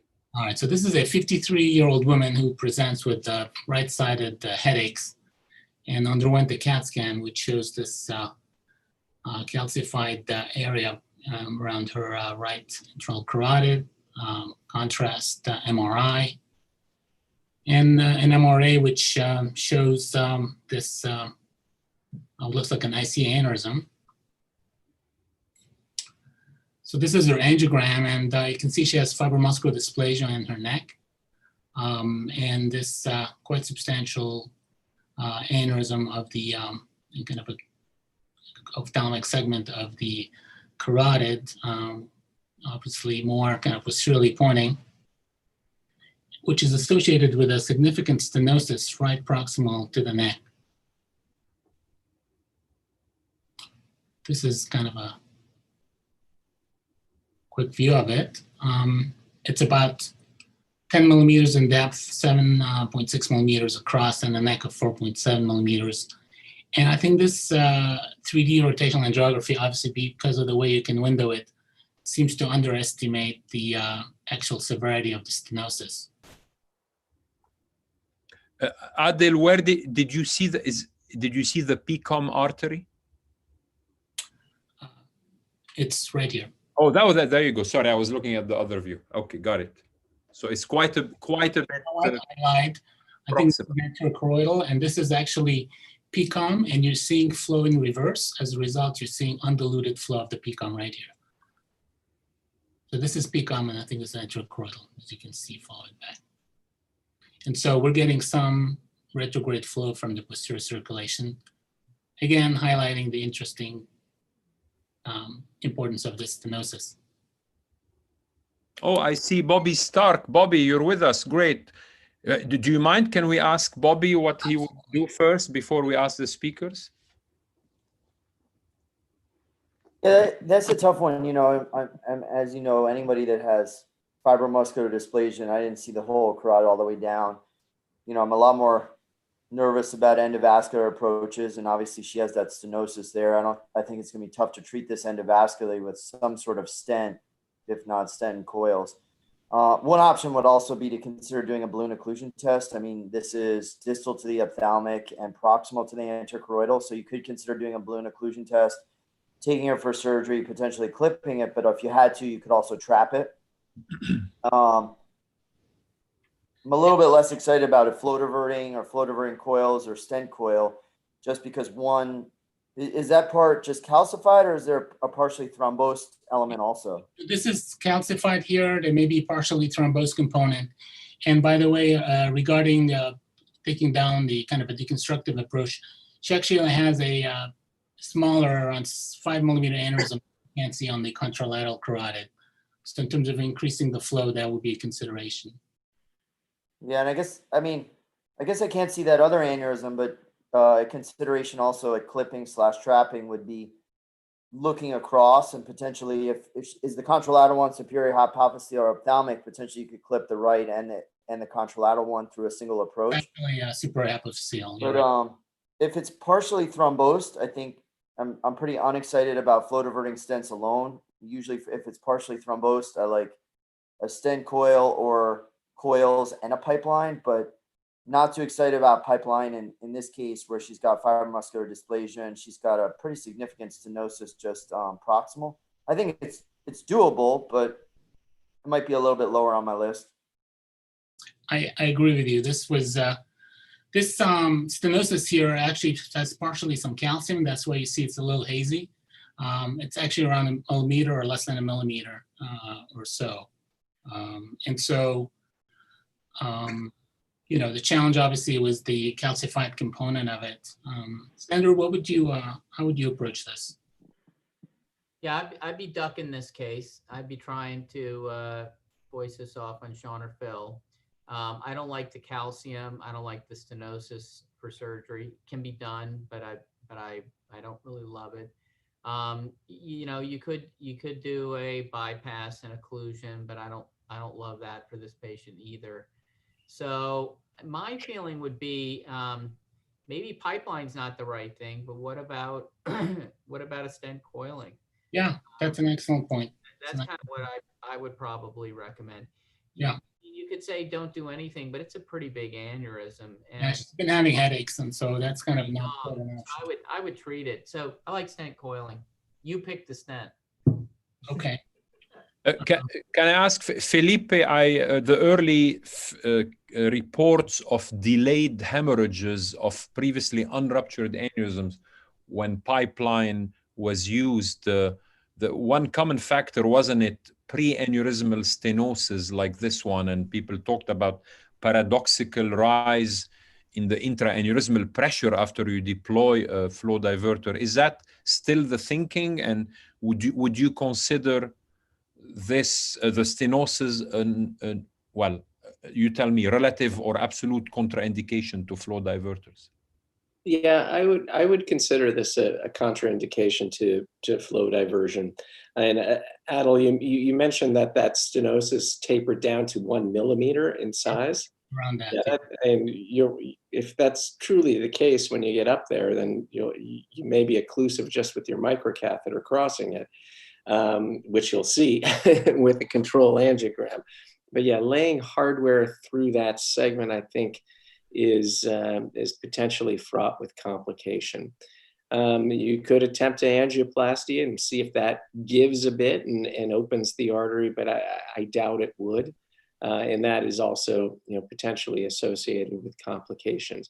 I'm not sure what the overall advantage of stenting and coiling would be. You're still laying hardware down through a stenotic segment. So granted, it's not as much as a flow diverter, but it still is, compromising an already very compromised artery.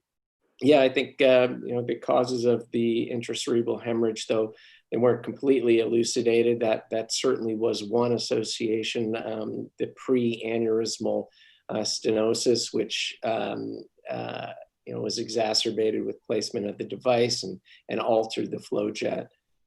We see far less of that than we have in the past.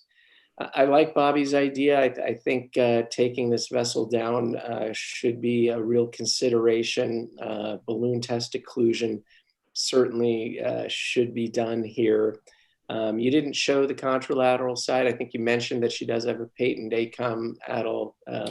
Yes, she does. She does have a patent ACOM with a good, anterior cerebral good complex. So, But yeah, stenting and coiling, not just because of the hardware, but you're going to be placing tons of coils in this aneurysm, and I think in all likelihood you'll probably still have some residual filling of the aneurysm after placing thousands of dollars worth of coils. And likely subject the patient to further coil compaction over time. So I think a deconstructive approach here is absolutely reasonable. Judy, would you like to take a crack on your approach? Are you asking me or? I was just asking Judy if she wanted. Oh, me. Oh, okay. So do we really think that coiling this aneurysm is going to cure her headaches? So that's one question I had. But I understand all the discussions and so forth, but I would not be very likely to offer surgery. But I do think a balloon test occlusion is warranted. And I would definitely be trying hard to spare her craniotomy and hopefully an endovascular approach of some kind, potentially vessel sacrifice. Okay, great. So, looking at this from kind of exactly what Felipe was talking about, you're going to have to look and see what a potential stent, how is it going to lie, and what kind of stent do we have that can negotiate this type of turn. And, the truth is anything like a braided stent, like the Elvis stent, would probably compress and would crimp at this point. An Atlas stent probably will actually bulge into the lumen and also pose, in the small, when it's kind of really small diameter, difficulty for subsequent navigation. So the approach, as you can see here, you can see the kind of dilution of the contrast from the contralateral, from the ACOM. So we know the ACOM and the PCOM. The initial approach here was to try stent coiling, and basically it was a dual microcatheter, and the idea was it was actually quite difficult to navigate even to get into the distal ICA, and to provide this as a potential stent in case we need it. And then to actually coil as much as possible the dome was kind of a 3D construct. You can see the coil mass. And at this point, prior to deploying the Atlas stent, which I kind of had thought would be one option, I really felt that that was not really going to provide a long-term solution for this patient. And I actually switched strategies, and again, I kind of thought about what kind of flow diverter I'd be able to use in this case.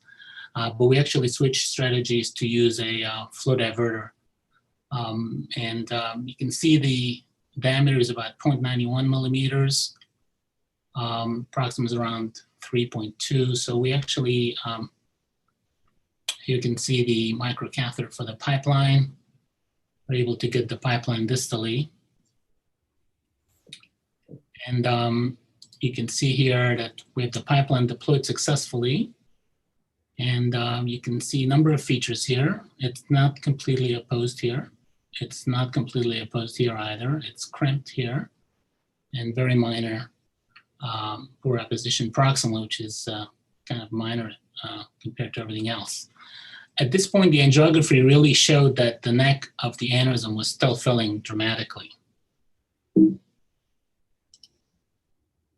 so we started with a balloon angioplasty. Here is a high-perform balloon that we tried to just tag the proximal portion.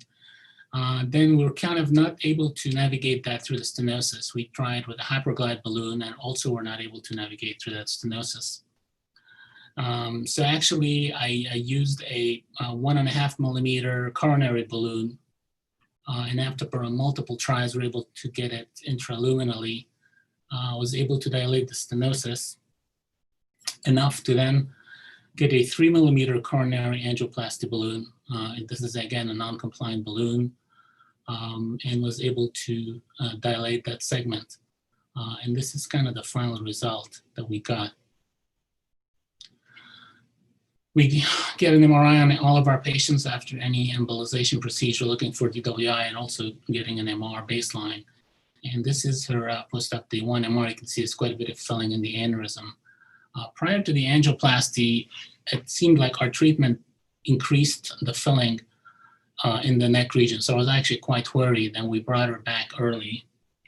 And it looked like she actually responded reasonably well at 2 months. We can see there's still preservation of the lumen of the ICA and less filling in the region of the neck.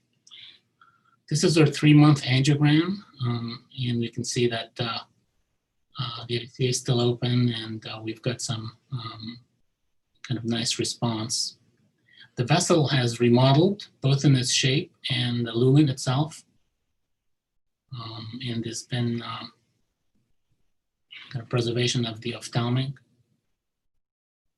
And if you take a look at the changes in the vessel shape, you can see that the vessel, that kink there is kind of straightened out, and it's kind of more straight.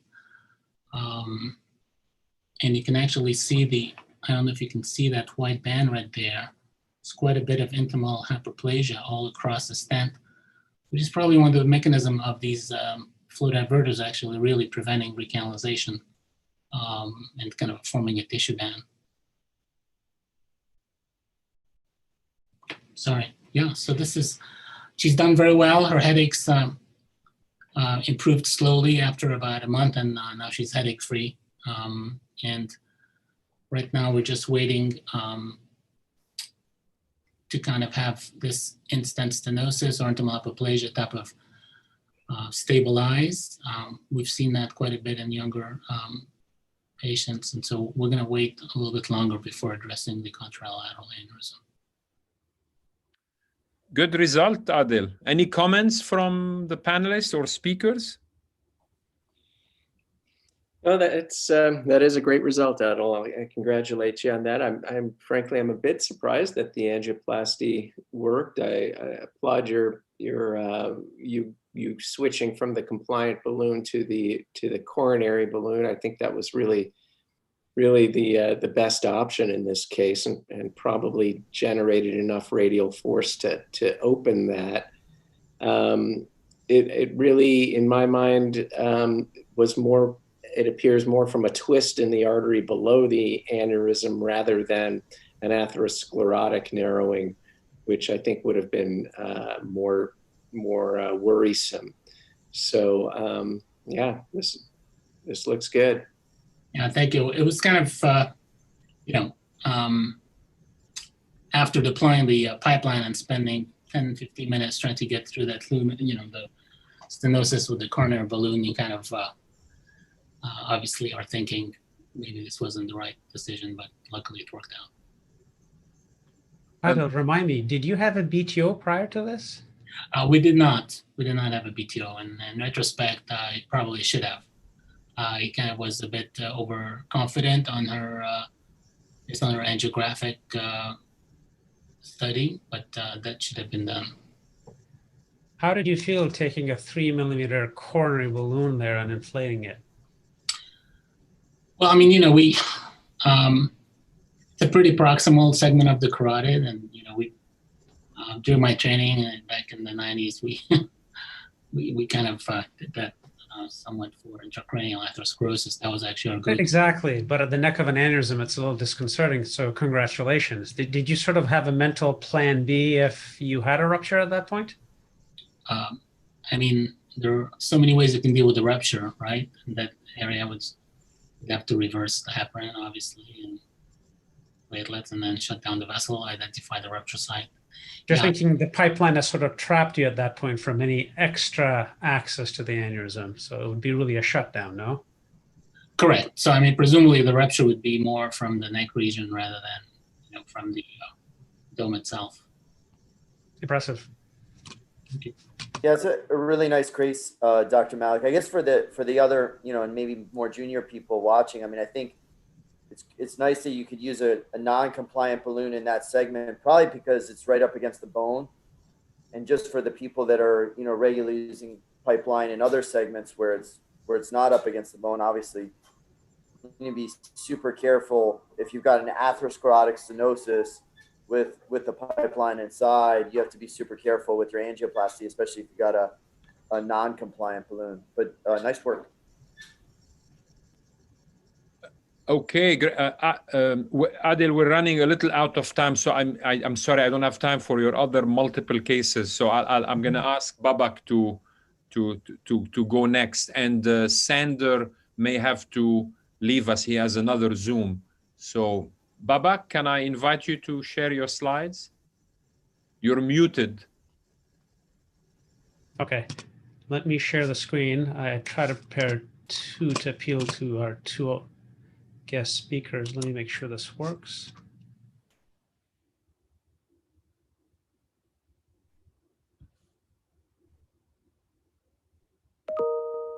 Let me know if this is coming through. Yes. Okay. Fairly quickly, this is a young patient in her early 30s.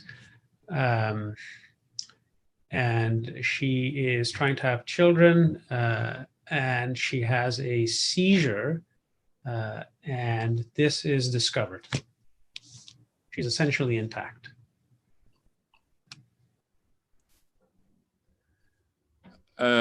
Okay, I guess Felipe too has to go to the ABNS board. Felipe, you have time to give your opinion and then leave us? Or Sure, there's only 3 slides, so I'll just make it super quick. Okay. This one, this one, this one, that's it. Unruptured giant MCA aneurysm, young woman. Here's the relevant MR cuts. Here's AP lateral, and here's a selected view. How about that? Forcing you to make a decision on the fly, like life every day, huh? Yeah, and Babak, you said she was in her 30s? Correct, early 30s. Yeah. In this case, I think I really would favor surgical ligation of this aneurysm. I think you're dealing with a partially thrombosed aneurysm in a young woman. Your placement of a flow diverter, which I think is the best option here, at least I think the best endovascular option, really entails making a 180-degree turn and deploying the device. We know these devices are flexible and can do that, but I don't think it's a great option here.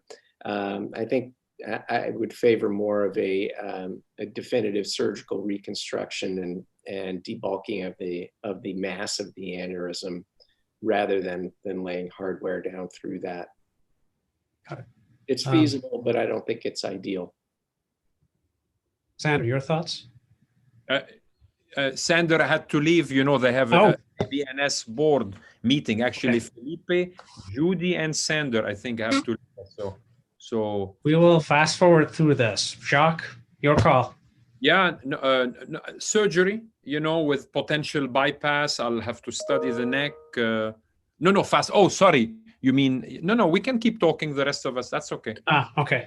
So we can fast forward through this. I'll toss one last case. Jacques, what would you do? You can pinch hit for Sander. Yeah, no, that's what I said. I'd consider exploration and bypass, whether it's double barrel bypass. I'll study what branches come out of the aneurysm, see how many we have to take care of. That's what I would do, young woman, for sure. Okay, fair enough. Our thoughts were the same. Our group considered putting a flow diversion stent. We weren't comfortable with the turn we thought we could get away with, but the landing zone was pretty short because it bifurcates pretty quickly here.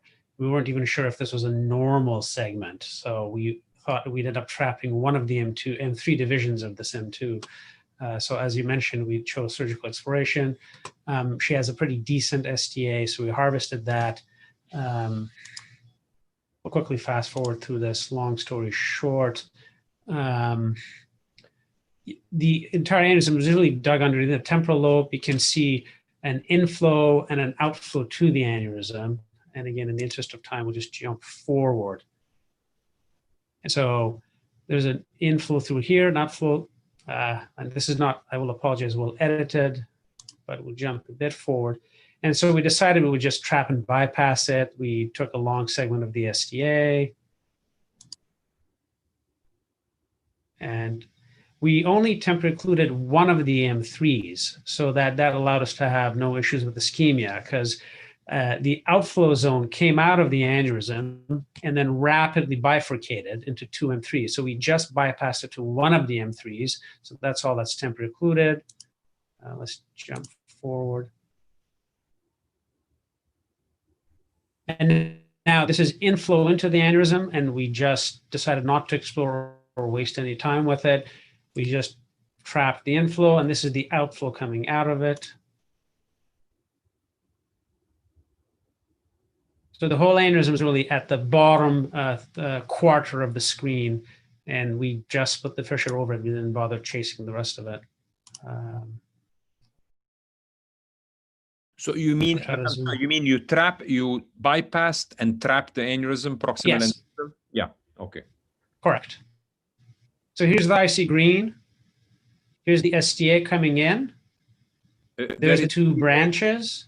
There is a delay in the video, Babak. Yeah, now we see the ICG. Yeah. I'm so sorry. Got it. Okay. And here's the graft.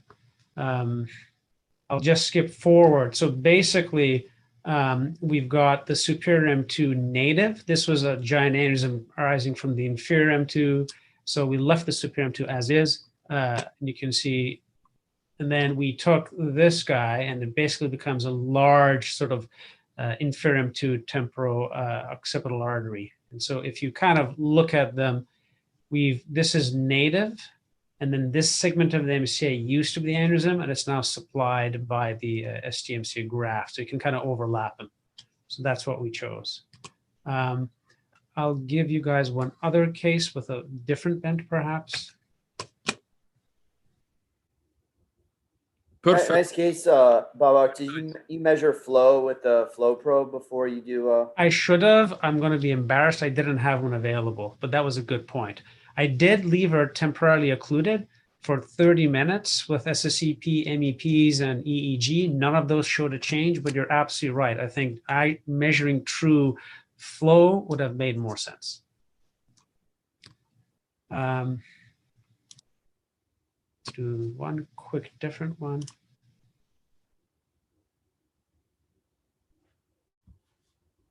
And I suspect we got to hit the share. Is this sharing? Can you see the screen or no? Yeah, we're seeing, says unruptured basilar. Yes, we can. Okay. This is a lady in her late 60s who's a vascular path. You name a risk factor, she has it. And she's found to have an incidental about 9-ish millimeter basilar tip aneurysm. We took her for diagnostic angiography, and there's a point to showing this. This is the only good picture I could get on the diagnostic angiogram, as you'll see why. So right internal injection, there's a big PCOM going back, PCA. It does fill the aneurysm on the way. The rest of the time was full of grief. This is her subclavian, and her arch is not fun. This is basically a wire just to maintain catheter stability so we can inject something. This is the left vert. And it turns out this is severe subclavian stenosis. So when you inject her left vert, she has immediate steel going down the other side. This is as good a picture as I could get injecting hard into the left vert. It just won't fill the aneurysm. So I embarrassingly hung my tail between my legs and went back to the MRA and tried to do some reconstructions. And so here's what the aneurysm looks like on the MRA. There's your subclavian stenosis there. So Adel, how would you handle aneurysms that you cannot access endovascularly with catheters? Actually, Bobby and I dealt with a very similar issue like 2 weeks ago. Very difficult to even access there. Yeah, one option here is to potentially come across the PCOM with a kind of a stent across the neck of the aneurysm, and then coil the aneurysm by using maybe a radial approach through the left vertebral artery. That's kind of one approach. Do you have any imaging earlier in terms of whether this aneurysm has been there before, or is it treating itself? First time that showed up. So honestly, I don't have any follow-up on this. I mean, prior to these pictures. Yeah.